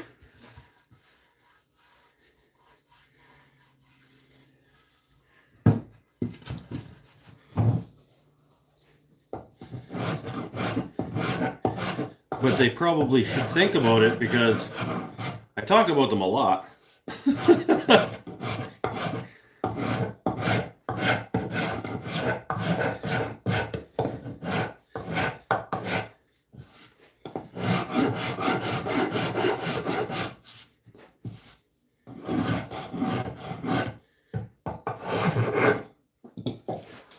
do this a little bit at the top here where I couldn't get with the router.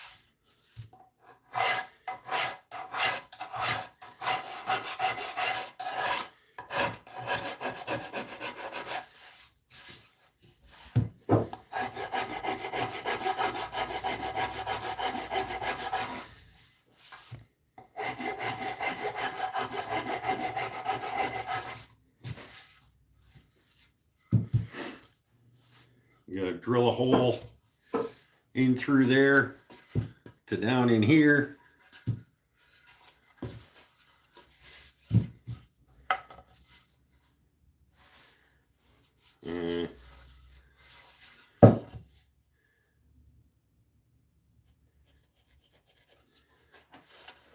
and missed that along the way by. Let's get our aircraft, our big long aircraft drill bit.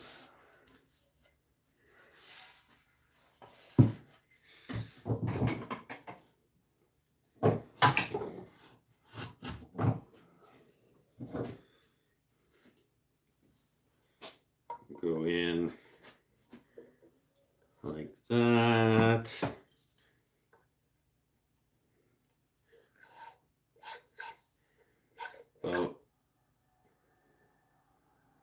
Well, like that or so.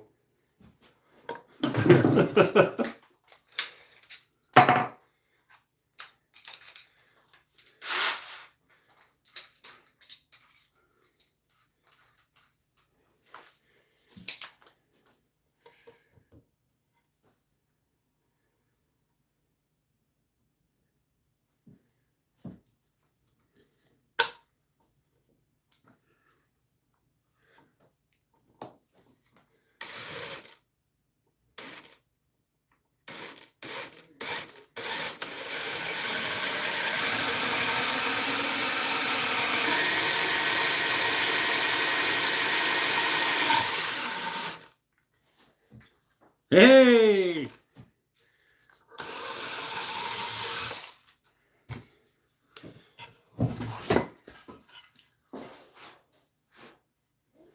Boom.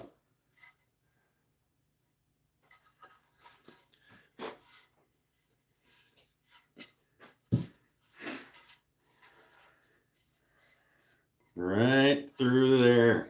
Zick.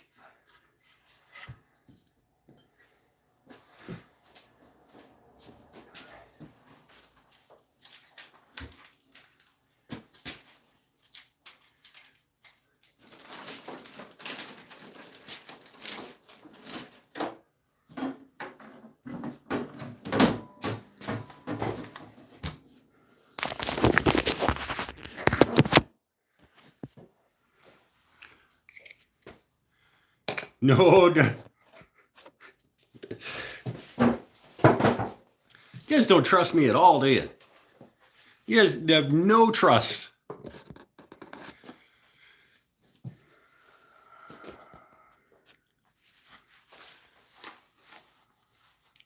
Good to know that rasp type. It's definitely cheaper than the only similar one I know, Sumax Dragon Rasp.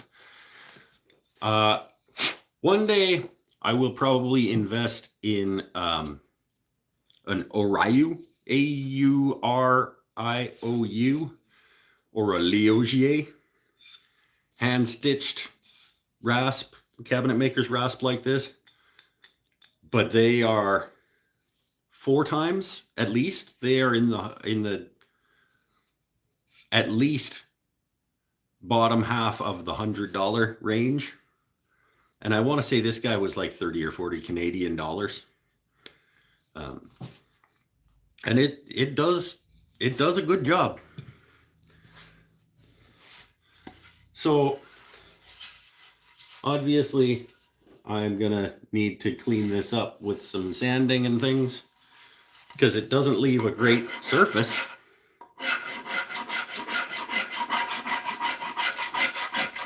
But it's I'll do that before the next time we work on it. And then the next time we work on it, maybe we'll put the frets in. But I am, you guys, I'm spending money. Money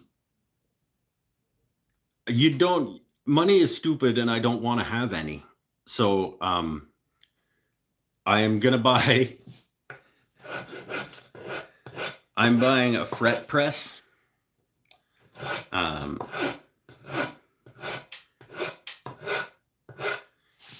And the calls and stuff to put in to install frets. If I'm going to be making more than a couple guitars, when I started making guitars, I didn't think I was going to make more than like 1 or 2 guitars.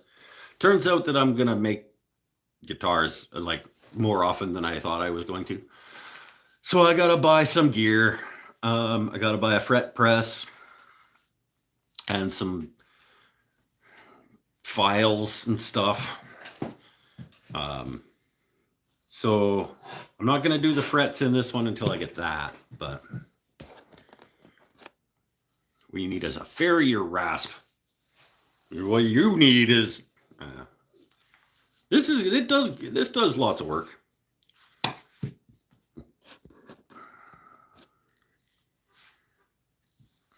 No holes in his F hole yet either. This one's solid.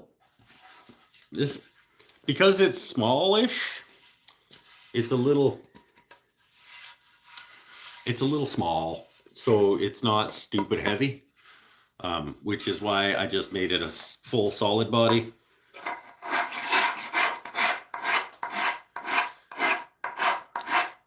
So no F holes. You bunch of F holes. Nah, you guys are okay. Remember, no such thing as a rich luthier. Well, I mean, if you started rich, can probably stay that way, but it's not too much. I mean, the fret press that I'm getting is like $170 or something plus the calls. I mean, and then a couple of files. I'll probably be 300 deep.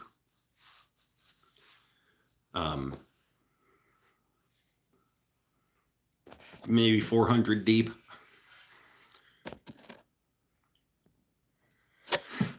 It's not a waste of money if it helps you make more money. I mean, I don't know that it ever will. I don't know that anybody's ever going to buy one of these, but they're certainly never going to buy one of these if I don't get better at doing it. So the fret press and files are approved. Oh, okay, cool. So I've got approval to buy the things.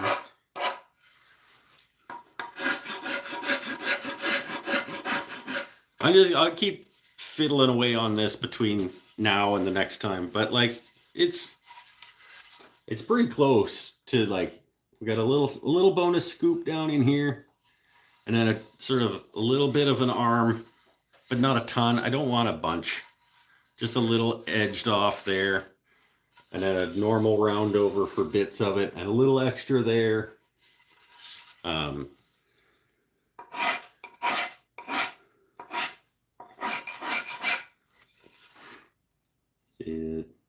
It shows up better on your guys' side than it does on mine.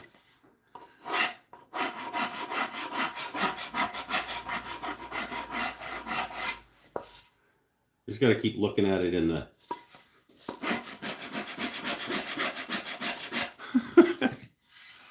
It's okay. It's yeah, it's getting there.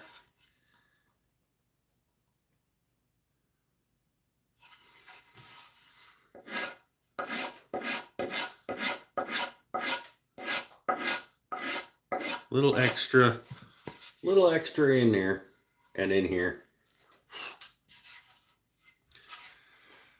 All right. That's enough for now, though. Should we have dessert? Let's have dessert. Let's have another Mike's Never Had This Food Before.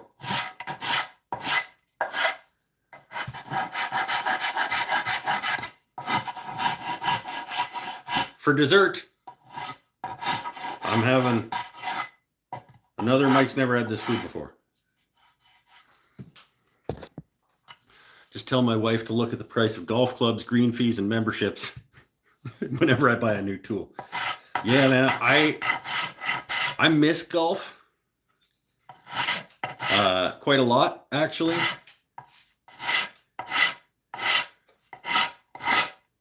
But it's hard to justify, you know, like 4 hours of entertainment.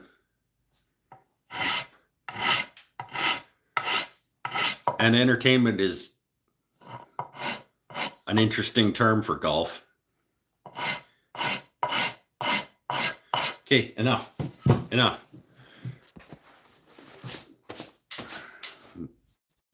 Magnolia ice cream out of a magnolia bowl with a magnolia spoon. I have made a magnolia bowl. Strawberry New York cheesecake. It's funny you say that.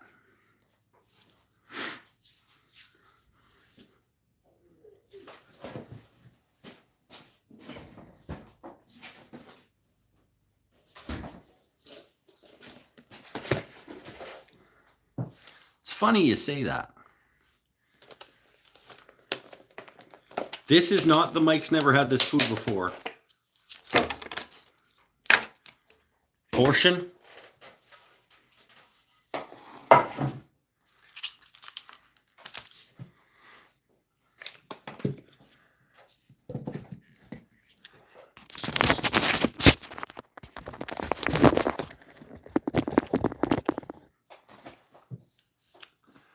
This is my strawberry cheesecake.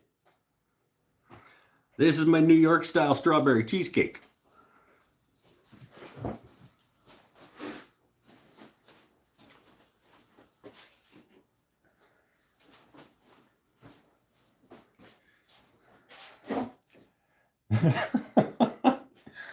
I'm not sure how you managed to do that, my friend, but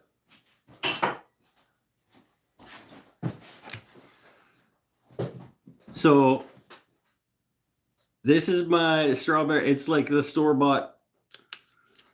It's not good, but it's okay. What the Mike's never had this food before portion of this is the Dora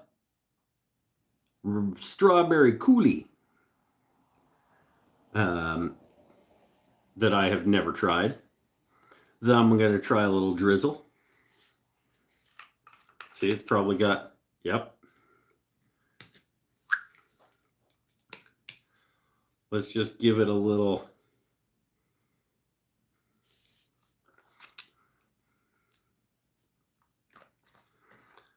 It's like a thin jam. Let's.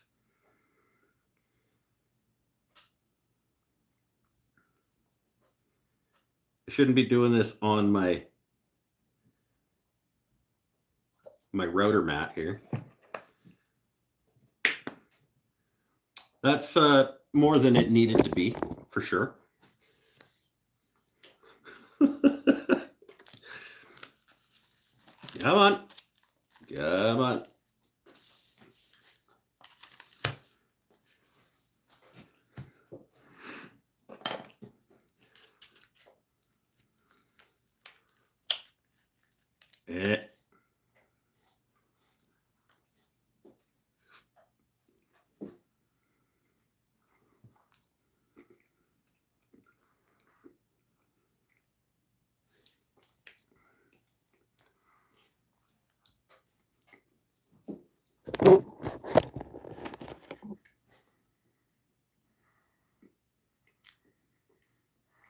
That's pretty okay.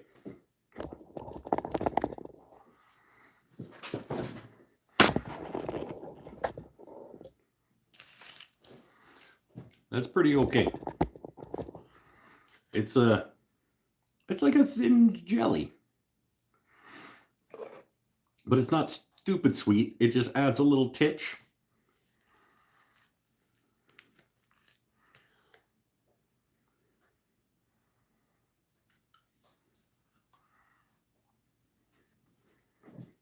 Mm-hmm.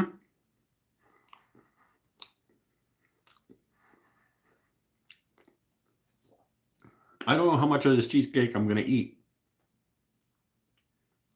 but it might be all of it.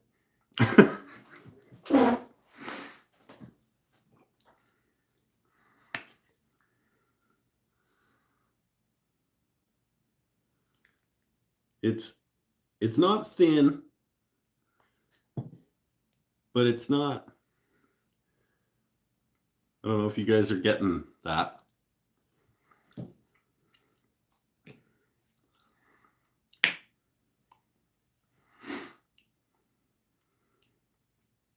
It's pretty good.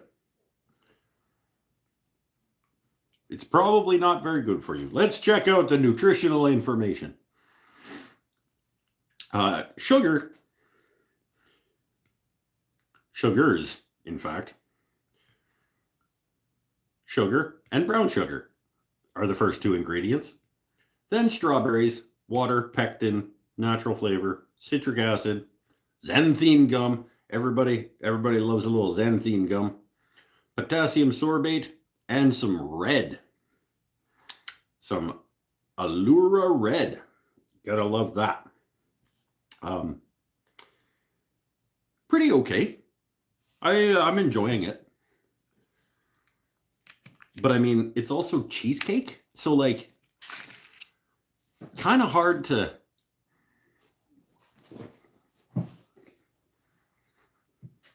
you know,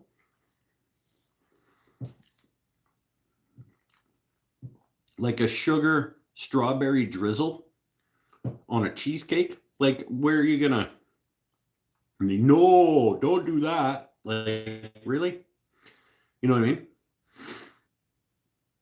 I'll give it a 6 because I think there's no way really to. I'm not gonna drink it now. Okay.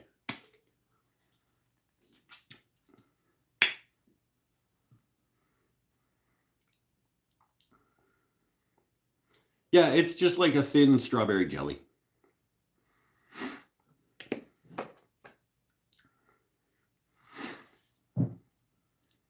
It's okay. It's fine.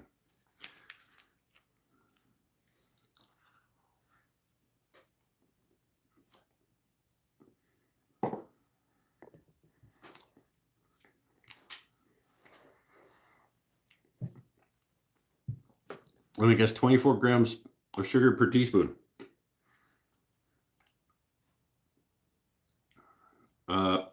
For 4 tablespoons, 41 grams per 4 tablespoons. So 10 grams of sugar per tablespoon.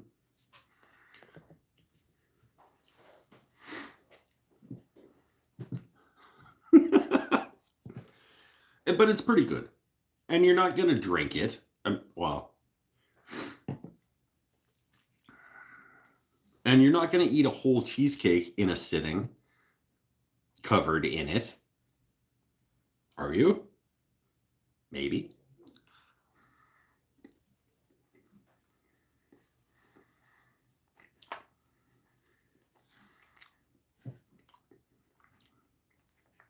It's pretty good. I'm going to actually not eat this whole thing.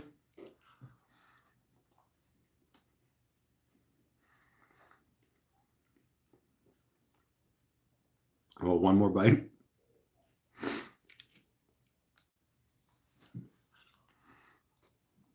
That's it.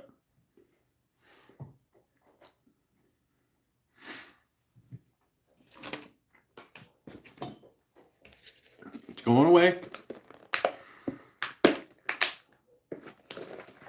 Absolutely adequate cheesecake drizzle topping.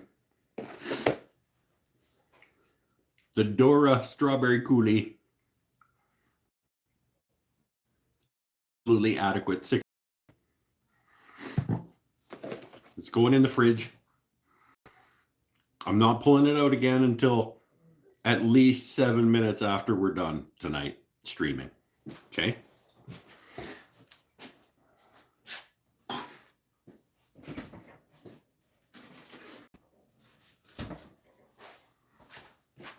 And this can go in the fridge.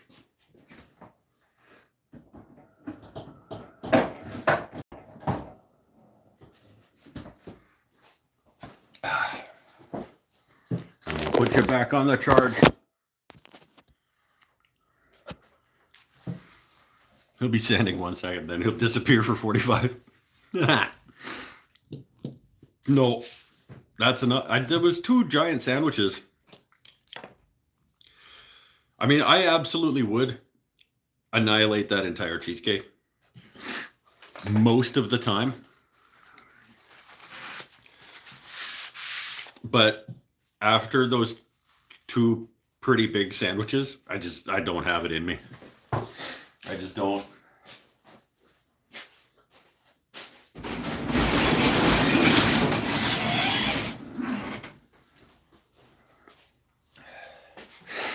That's just facts. I'm happy to admit that I'm not happy to admit that normally I would annihilate that entire cheesecake. But it's honest.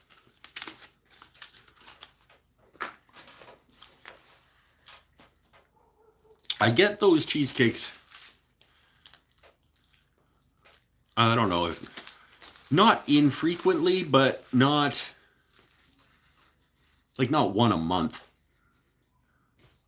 but 7 a year, maybe. Every month and a half, maybe, not quite. No, whatever. I eat between 6 and 8 of those a year, and most of the time when I get one, it's going down, like it's going in.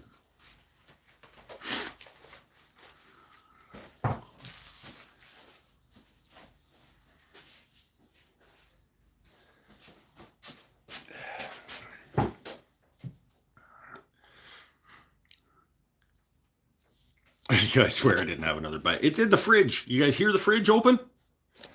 7 a year. Yeah, give or take. I don't know. I was just trying to think, like, more than once every 2 months, but not by much. You know? So somewhere in the neighborhood of 7 or 8 a year, I guess.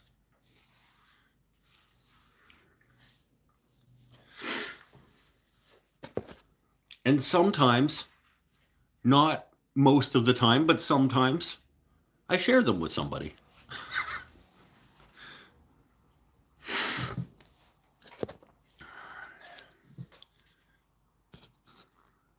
Got out, had multiple knee, surgeries. Shoulder, maybe. Couldn't work out, got back up to 315. 15 years ago, dropped back to 170. I don't know what I am anymore. Put about 40 pounds of it back on, trying to lose that now. Mikey B still here? He probably could tell you how heavy I am. I think I'm thinner than I was like 2 years ago, maybe. Nah, maybe not. I don't know. I don't fluctuate that much. Like I have gotten heavier and I have gotten lighter, but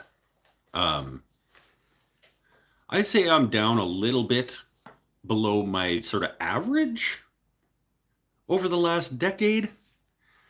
I probably was at my heaviest when I was 7 years into journalism, just spending most of my time sitting behind a desk.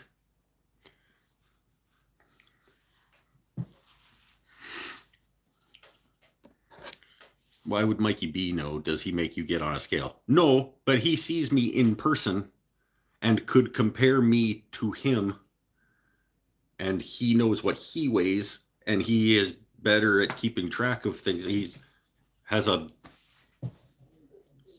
has more of a finger on the pulse of what a human being weighs than I do.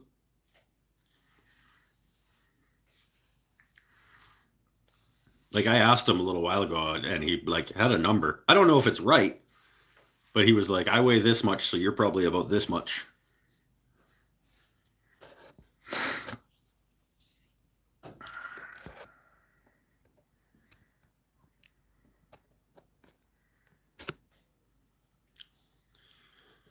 $210, $225-ish. I've never picked you up. I know, but you're just relative to you. Would you concur that I am probably lighter than I was a couple years ago?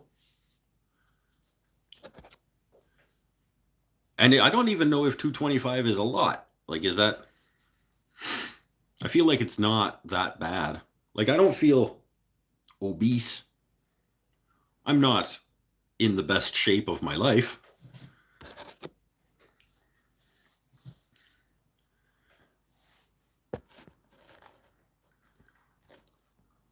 Mike doesn't know how tall he is either. I do know how tall I am. I am about that tall. I'm just under 6. I'm somewhere in the neighborhood of 5'11". It doesn't matter. It really doesn't matter.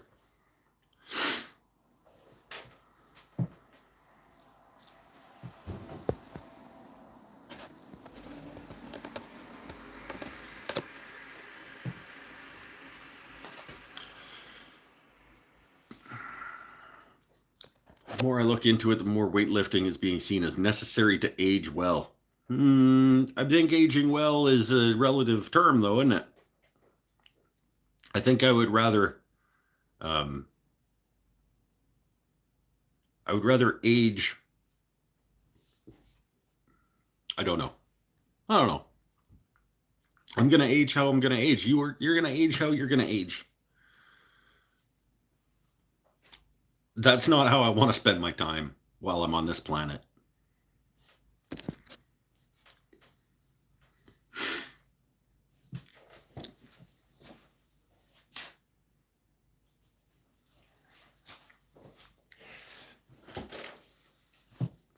Time is the only thing we have.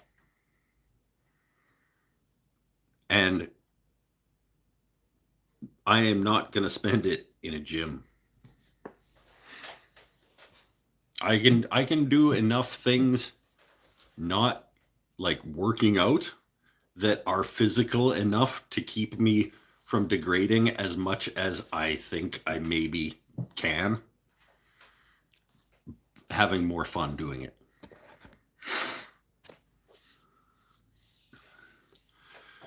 Lost like 150 pounds. No. 25, 30 pounds? Yeah, maybe. I don't know. I don't think I've ever hit 300. If I'm currently about 225, I don't think I've ever been over 3. I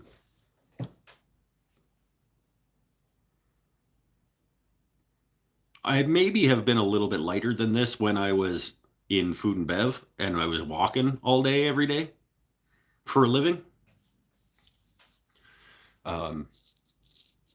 I was on my feet, literally walking for hours and hours every day.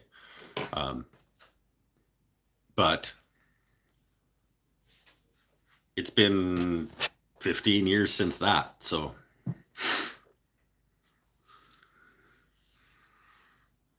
age well with protein intake staying up and doing anything with it to stay active.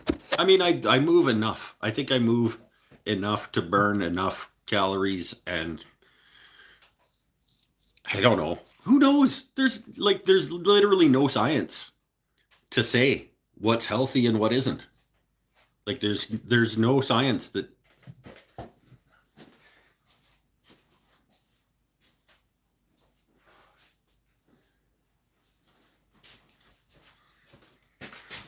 the studies, you know.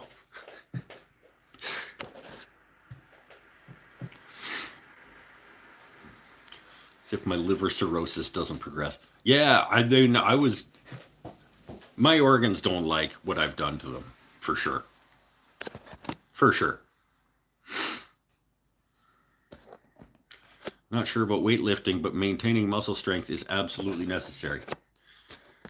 My mother-in-law basically only moves to get from bed to the bathroom and back. Yeah, that is going to shorten things up, I think.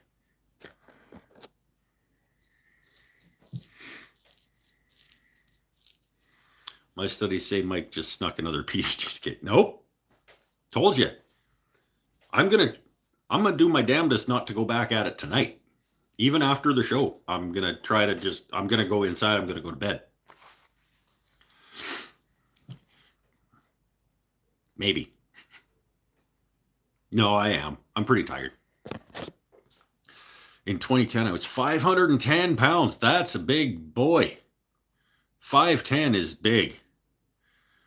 Now I'm 330. In 6 years? Less than 6 years? Damn, my friend. Fucking good work. Good work.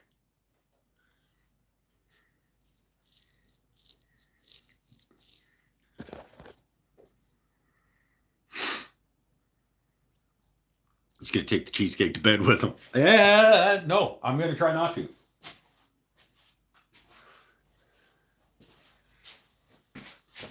How's this? I won't take the cheesecake to bed with me, but I may take the raspberry or the strawberry coulis.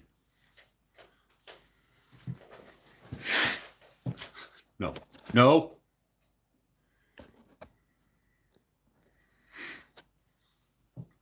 Sean McGill's here. They're like 2.5 hours in.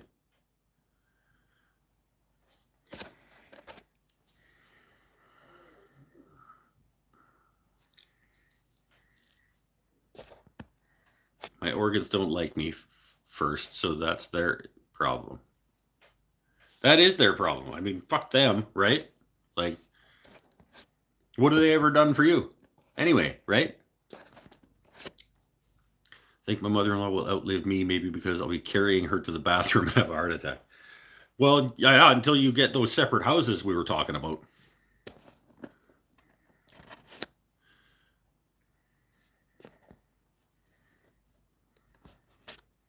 You get those separate houses for you and the husband, and she can live with him, and then you won't have to carry her to the bathroom all the time.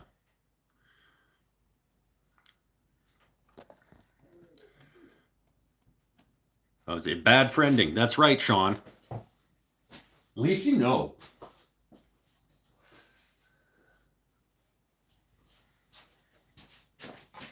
And we both know that it wasn't because you were out in the shop turning that bowl that you're supposed to be turning.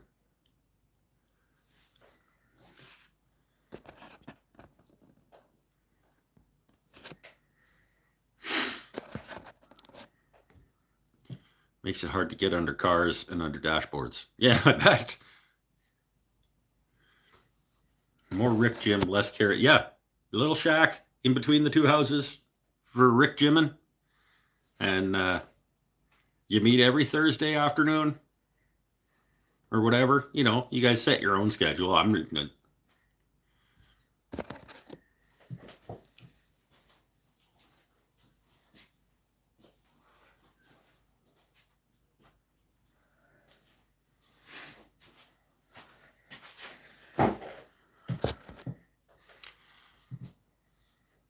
the number of half-finished bowls is too damn high. Just, yeah. Oh, because it's too cold in my garage. It's 14 degrees outside, my friend. It cannot be too cold in your garage.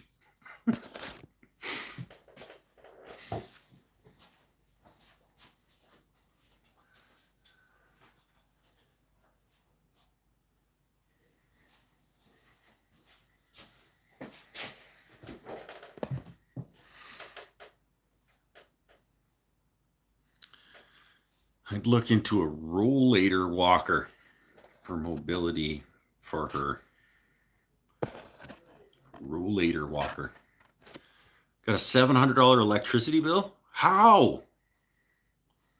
Are you guys that family that does the National Lampoon's Christmas Vacation house with your Christmas lights? Are you guys those guys? We got some of those around here.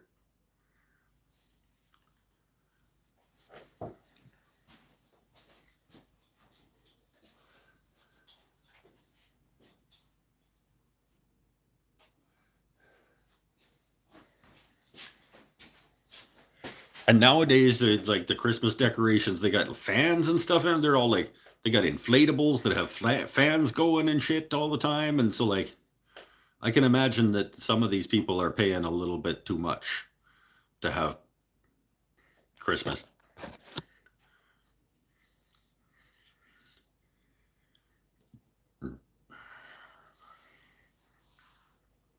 The thermostats are wildly inconsistent. Need to replace them all. Some are 40 years old and some are 20 years old. Well, you also apparently have like heat leaking out of your house pretty badly. If you're not noticing that you're spending that much on electricity to warm your house and you're not boiling in there.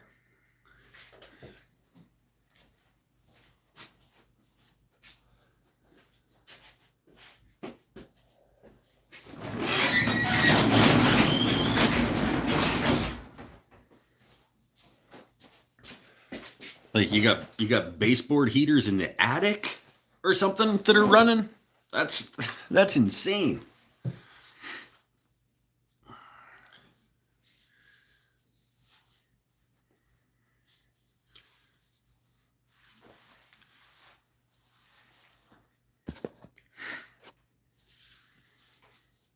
Depending on, I mean, what's your billing cycle? How long a period does that $700 cover? If it's like quarterly, I don't think I pay that quarterly. Nope.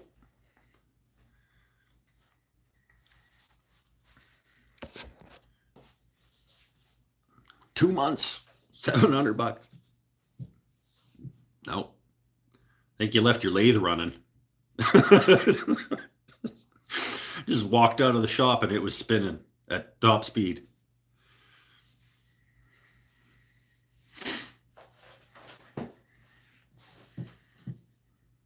It was probably the last time that you were in there. 3 months ago, you forgot to turn it off. Even then, I don't think a lathe running constantly for 2 months would do that. I don't think it would.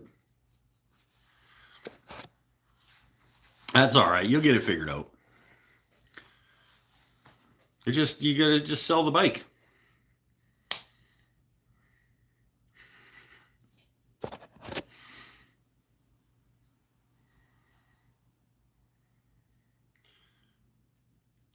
Tom Keel is out.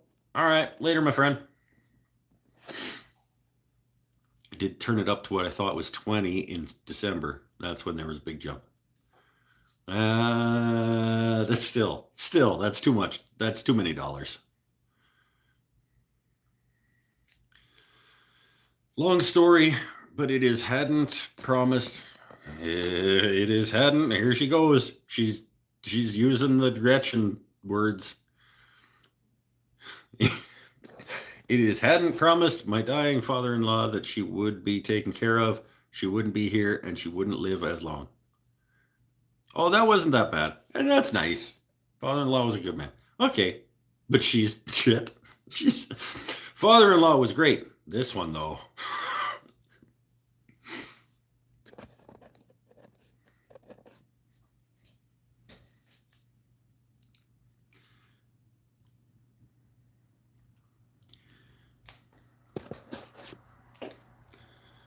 In my one-bedroom apartment, 800 square feet, I burn 130 tops a month. Well, yeah, but he's got a mansion. He's got... I don't even know. I'm just...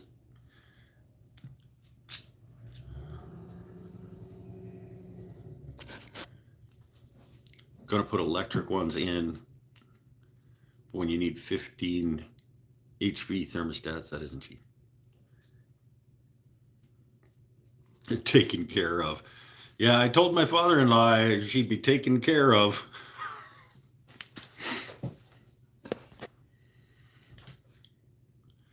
It's only 2,300 square feet. I don't know what that is. I guess that's a little bit bigger than my house. I don't know. I don't... That's pretty big. But it's not enormous.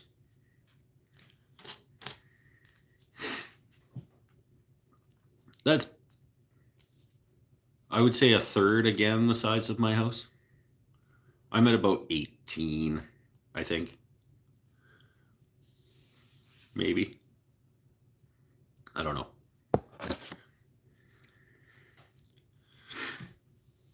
It's not huge, but not small. Yeah, that's how I figure my house is. It's like, it's comfortable. I would like a bigger shop.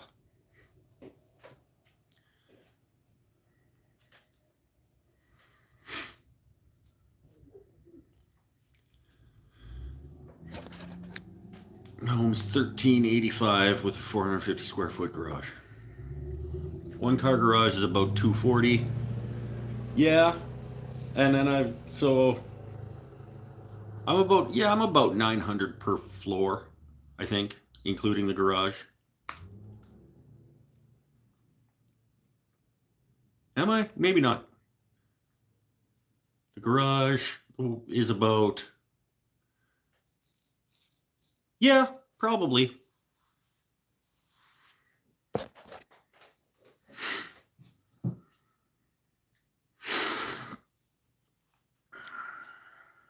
I would say, yeah, about that. Whatever. It's about 14 degrees outside. My house is about 1,800 square feet. And I've eaten about 40 calories today. So, and I'm about 5'11", and I weigh about 225. They're just numbers. Speaking of calories, I think I am going to have myself another one of those Coca-Colas.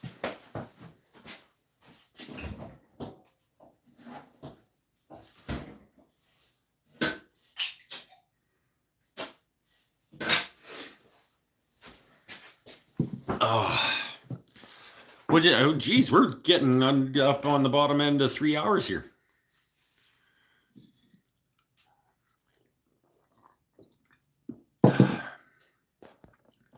Yeah, we're pushing on 3 hours. The house is 40 years old, so we could probably use some updated insulation. Yeah. I don't know what year this house is. I do know, but I can't off the top of my head.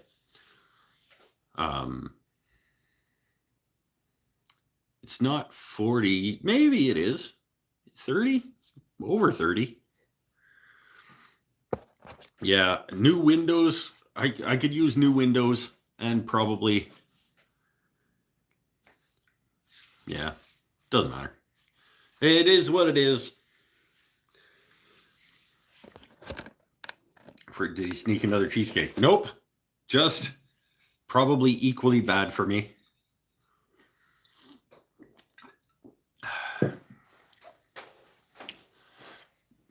Three hours because you missed us. How did I miss you? I mean, I always miss you guys. I was saying, I don't know if you were here back at the start when I was talking about how, like,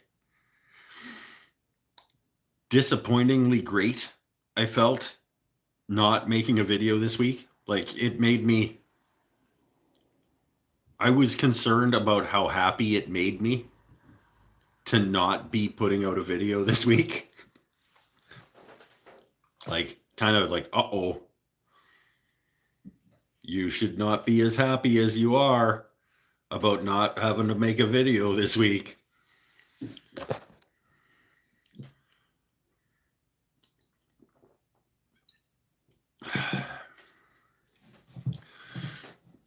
Next week, though, every other week this year, with a couple of bonus ones here and there. In case you didn't see the resolutions video, this year's schedule is 30 releases as opposed to the 52 that I did last year.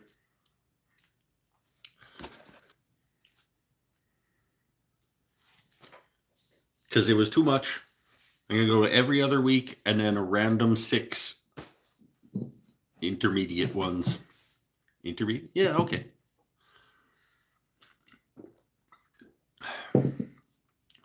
Take a lot of the stress out of my life, honestly.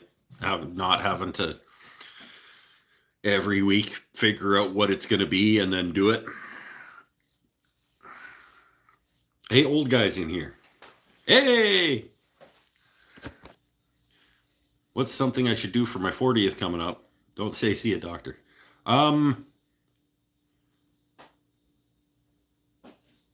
Make a guitar.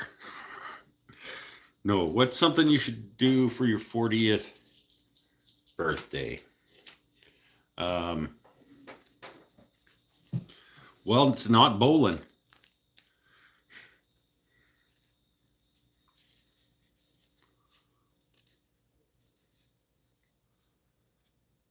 maybe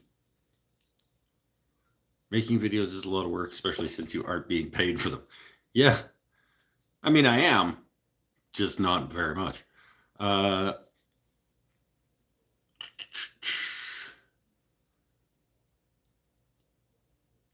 Something you should do for your 40, like in terms of that day, sleep as long as you want. Get up, have either somebody else make you breakfast, or if you're better at making breakfast than them, make a good breakfast, like a full-on eggs, bacon, hash browns, toast kind of breakfast. Maybe go back to bed for a little nap. Get up, go for a little drive, just like in the woods. Go for a little walk. Go drive into the woods, then go for a little walk into the woods. Just let nature hit you for a little bit. Go home, grill up a nice steak and some potatoes.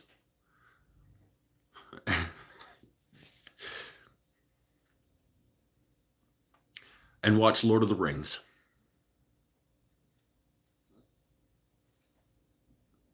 Like, the director's cuts, the 12 hours of Lord of the Rings.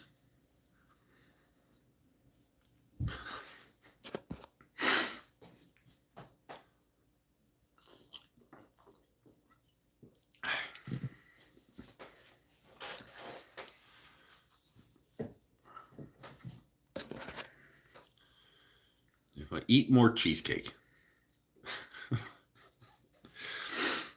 Or make a guitar for the moose. I just watched those. Well, then I'm going to say all of that except for swap out Lord of the Rings for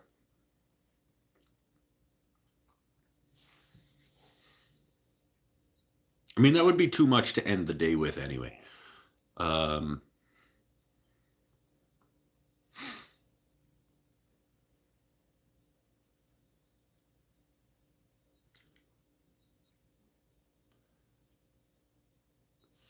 Steak and potatoes for dinner. Maybe a Caesar salad. Steak,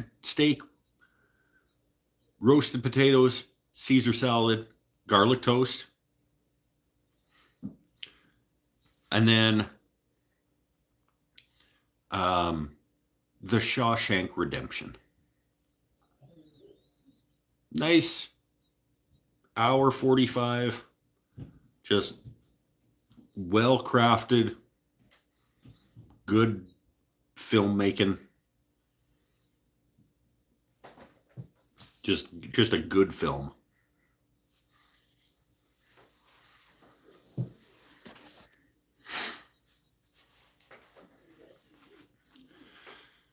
My 40th was spent in the backyard with a campfire in the snow. Yeah, that's cool. My 40th was the year before COVID, so I actually got to have friends over. I think. Was it? Yeah. I did actually have friends over for my 40th birthday party. And I got slosh drunk because I was doing that then.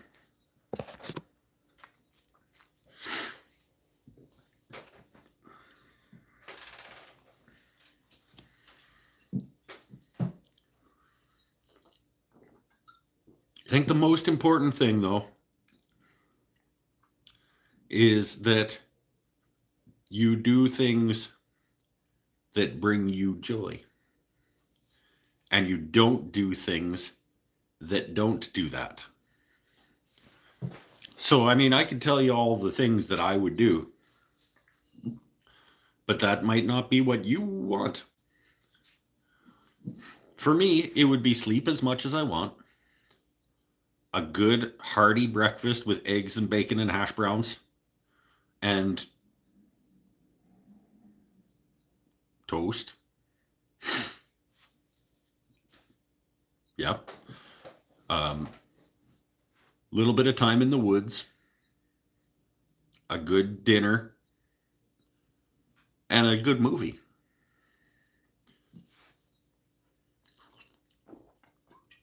And for me, I probably would want some time in the shop. While I was out in the woods, somebody would be cleaning my shop. On an ideal birthday. I'm going to go for a little drive and then walk in the woods by myself. Not that I don't want to spend time with you, but a couple hours just by myself. And then when I come back, my shop's going to be clean. Because it's my birthday. That would never happen. But in an ideal world.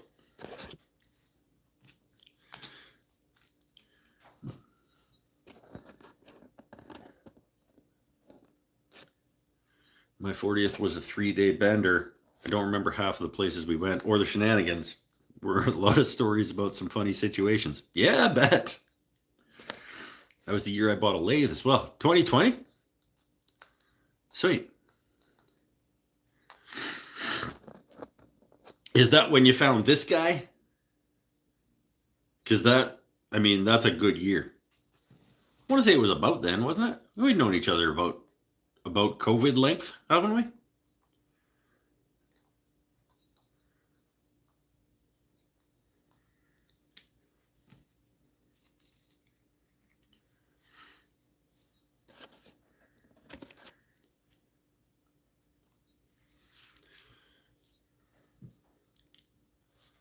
We have a cat called Steve, and my mate's cat is Trevor.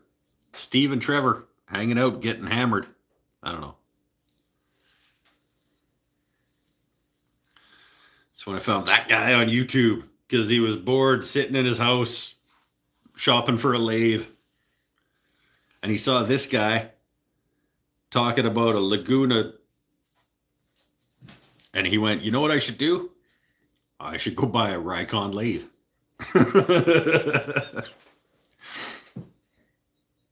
Because that guy clearly doesn't know what he's talking about.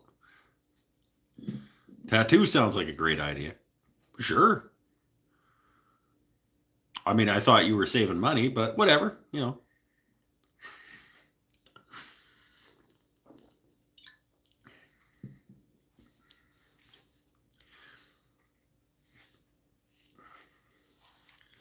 By the way, I have cash in my wallet for you. You can't spend it on a tattoo. I wanted a Laguna, but stock was so tight then. The Rikon is probably really good.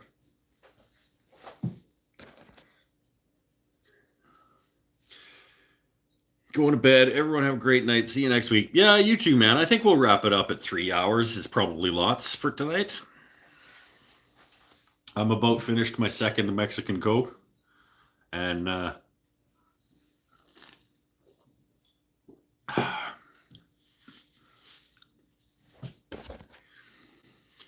remember when I first seen you live, you were playing, that bothers me, but that's okay.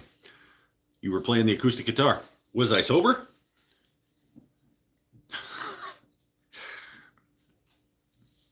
Probably not. I haven't played too many times sober here on the channel. There was the all Canadian concert night. I was sober.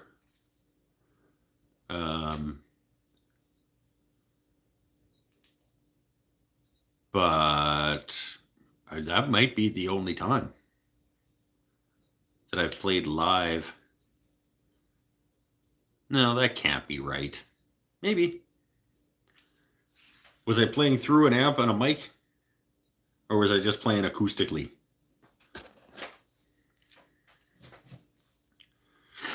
I sure can't spend it on a tat. No, I'm not gonna give it to you then. If you're gonna spend it on irresponsibly.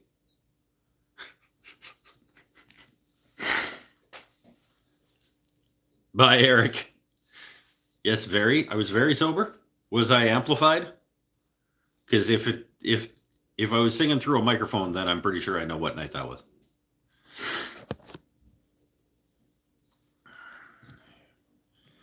All Canadian concert night. Yeah, there was an episode, a live show where I just played all Canadian music.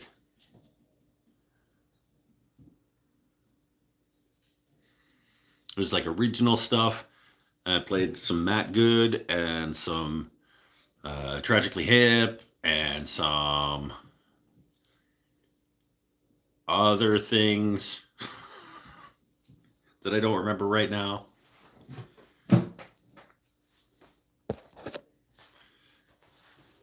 But we are going to bid everyone adieu for this evening. We made a little progress, a little bit more shaping.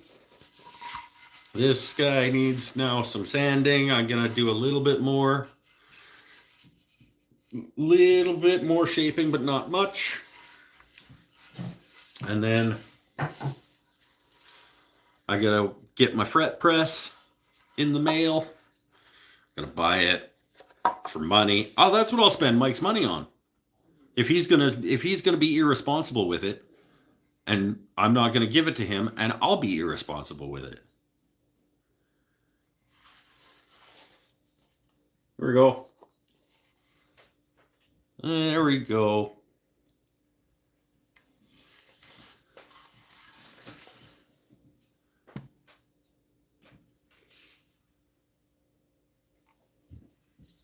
She's one step closer.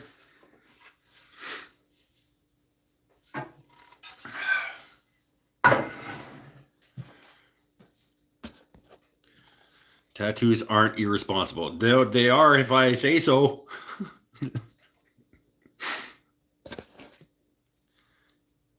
Still can't believe how well you got that to line up. I know, right? And this one too.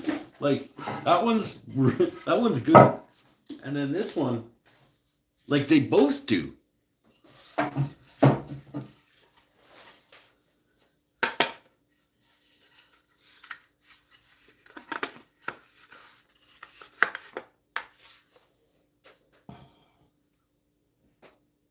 They both do. Like,